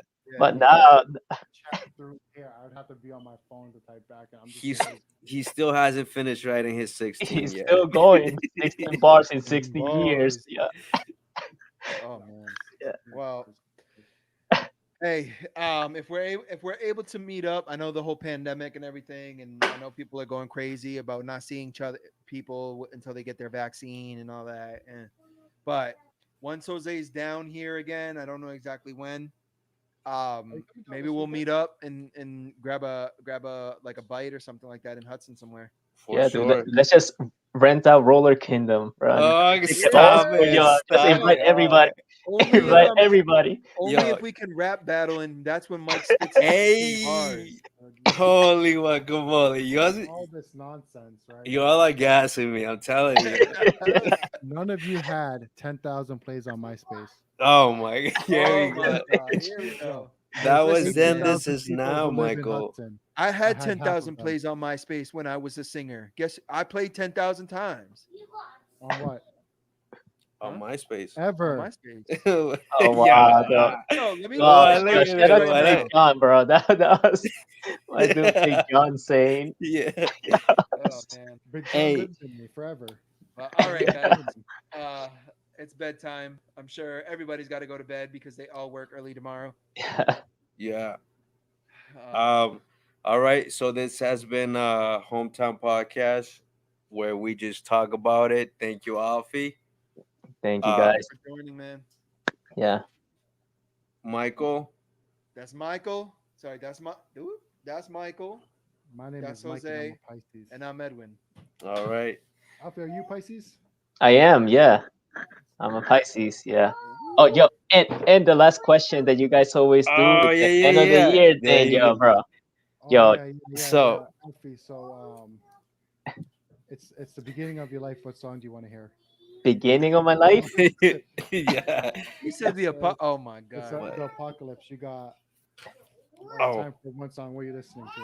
Dude, I gotta go out with a banger. So Bad Bunny, Si Vea Tu Mamá. Get out of here, Yeah, boy. yeah, Oh dude, my bro. God, bro. Yo, Get yo, out of you're here. Jose- gonna go Jose out doesn't like- happy. I think Jose me and doesn't like Michael Bad agree Bunny. on this. He's probably like, I Bro. don't know who Bad Bunny is. No, you know Bad Bunny. You there's know who El nothing. Conejo Malo is. There's nothing special there, bro. There's just Yo, but another. his What? songs another- slap, There's bro. just another Yes. damage. There's You know just what? another Right? damaged boy there. That's all I gotta say. No. I'll but- be but- praying for Benito though. I trust you. I'll be praying for that boy. But you gotta look at he has his own style. No, bro, he has talent. That's not what I'm questioning. It's just content. You know that. You know how. You know I keep it a buck, He's That's a little all. dirty for you. It's true. Bro. He's a little- Yeah, Alfie. He thinks J. Cole's better than Kendrick Lamar. Cause What- it what is. did He you say? has more What did you influence. say? I'm telling you. Yes, Yo, no, if I- no te mama el culo. This is a family. Yo, this is a family podcast. You can't come up with it. I said, if you guys don't see Edwin on the next episodes, you know why, right? you don't see Jose on the next episode. That's because Edwin runs the channel. Yeah. Yeah. Hey, Edwin's the producer, anyways. So. if I ever move to North Carolina, South Carolina, it'll be either to sign J. Cole or to sign with him. So one or the other. North Yeah, Carolina. J. J. Cole's Cole. retiring, so So it'll be a collabo, Dreamville and Nueva Villa. You see what I'm saying? Oh. That- Hey, you know what? Hey, in my new villa, I could probably fall asleep better with J. Cole playing. That's my white noise machine at night. Yo, you- Yeah, yeah. Put on- I Michael. put on, Oh. yo, 1985, yo. Like, Hey, that's how, like, hey, yeah, that's Tell you that whole mean, album. The whole yeah. album. Because and I get it. I understand why people like fell asleep on it or whatever. Because it's a very deep album, and it's like he was addressing the KOD? nation too, right? Like he was talking about a lot of things. And also I feel like he was also speaking from a father perspective because he was Yeah. going through that journey of like having his baby and stuff. So it's a different perspective. It's cool, Michael. Sometimes, Kendrick Lamar. Listen to My People by Kendrick Lamar and J Rock. there's a song I do like with J Rock and Kendrick, Kendrick though. It's Lamar. that upbeat song. I forget what it's called. It came out not the last one they did together, I think. So I will say this, bro. If there's I came across this new page. It's called the Food Ranger. I don't know if you guys have seen it, bro. Check that out. It's in regards to cooking and chefing it, bro. There's just so many things that like that the Is it on guy Netflix? shows. I don't even, Food I think it's Ranger. on Facebook. It's called The Food Ranger. I would say That guy goes everywhere in the world, and he just basically blogs on people's culture and food and the way it's amazing. And then there's a movie on Netflix that I came across at work, and I think it's called A Hillbilly Elijah or Elijah. I don't know what, something like that. Bro, it took me to another place within my heart of just like, dang, just relatable stuff. So if you guys are looking for a movie to watch with, with your loved ones, something meaningful, that's a good movie to watch. Donkey Kong versus I Bowser will have came to out think about yesterday.